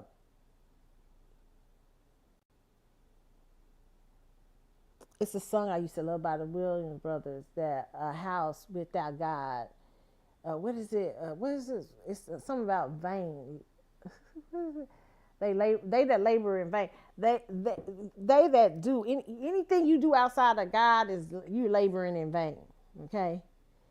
But when you do something for God and God calls you to sacrifice it, oh God, and it's hard because you might have to get out there and say, well, I don't agree with that. And they might want you to do something, and the world might turn against you for making decisions that, especially as we coming up in the end times. These end times, people, what's good is good. I mean, what's good is bad, and what's bad is good. These people done went crazy out here, right? And you speaking out against, or are you speaking up for something that you're standing up for your values or staying in your values, it could cost you something.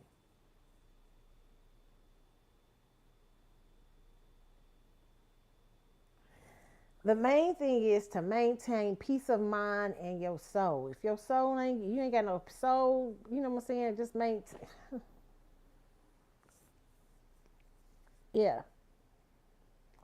And fame take people in dark places, right? But you got to have God and fame. I've always said, and there are other and fame people who run that business do like to have a sense of control on their um, people.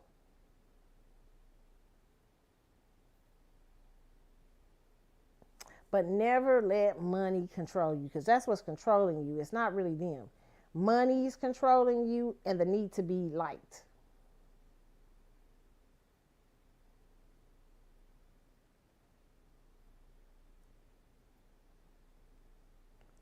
So I'll leave that there with you guys. But very interesting what she had to say. Okay. Okay. So it says, I said, this. I watched this young lady today, and me and one of my girlfriends talked about this one day about being delusional in life, and she was telling me what's the most wildest delusional thing you could think of. She said, "Now do it." You know what I'm saying? So I was like, "Wow." So it's funny now. People are cut. I saw this young lady talking about being delusional, and I said, "This is what I was going to show." Okay, so she's talking about taking the challenge of being delusional for 30 days. I like it, okay? So I want you guys to listen to what she had to say here, okay? So I'm pulling, this is your last, it's for the thing for today. Oh, goodness. Hold on, yeah. Let me pull it back up.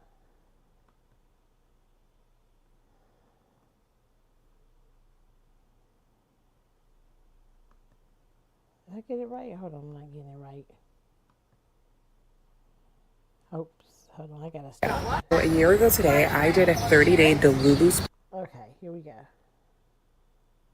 for 30 days together and see just how good life can get.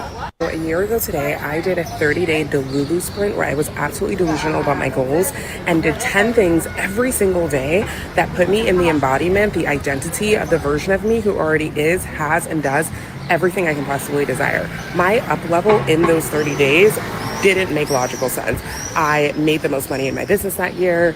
I felt the most free, abundant, clear. It was incredible. And that led me to setting an intention for this entire year to be Delulu. But it's the middle of the year and I'm feeling a little bit of a slump. And so to get myself back in a reset, I am inviting you to join me for another Delulu sprint. This is 30 days. You decide what day you want to start on. Doesn't really matter. Where every single day you are going to choose to embody the identity of the version of yourself who's already on the other side. Because a lot of us are trying to do something, or we are hoping to do something, or we want to do something. But when you just decide that you are already the person who already is, has, and does any and everything, and you show up in the rooms as her, the world moves to meet you. And I actually have a list of the 10 things that I will share on my next post that you are going to do every single day to embody this version of yourself. Now, you can choose 10, you can do 5 of them, you can do 3 of them, but I want to inspire you to go all in, to be absolutely delusional. And part of that for me, I'm actually going to add a twist for these 30 days, is to post every single day, multiple times a day, because there is something about showing up online and sharing your voice without it being edited, without it having to look perfect, and just pushing posts that also gets you in the energy of movement, of embodiment. And so if you want to join me, let me know, and I will share the list of what we're doing every day for 30 days on my next post. Okay, that's the Bravo Life by Natana. Okay, she's on Instagram. The Bravo Life by Natana Bravo. Okay, so I love what she had to say. That is be delusional. Listen, when you delusional, I'm telling you that is true. When you start being delusional about stuff, like ignoring your obstacles, ignoring anything, and just thinking they already taken care of and stuff like, oh my God, it's just it almost scares you when you do that. Okay, so and I need to be, I need to get back in that energy. I'm glad I heard her say that. That is such a true thing. Okay, what she said. All right, you guys, I hope you have enjoyed the show today. Oh my goodness. Listen, I will try to be back on sometime during the week. I may not be, maybe I'll try to take a couple of weeks off. I don't know, you guys. I don't know. I keep saying I'm gonna do it and I don't. But hopefully I will take some time off um and then I'll come back on and a little bit refreshed. But if we got another story that comes out or something, I'll be back on, okay? All right, you guys, have a wonderful rest of your week. We already at the weekend. Damn. All right, have a good one, okay? Have a really, really good weekend, all right? I am out, and I will see y'all. Let me leave y'all with Dance Pop. This electrical music be cracking me up, okay? I'm out. I'll see y'all. Bye-bye.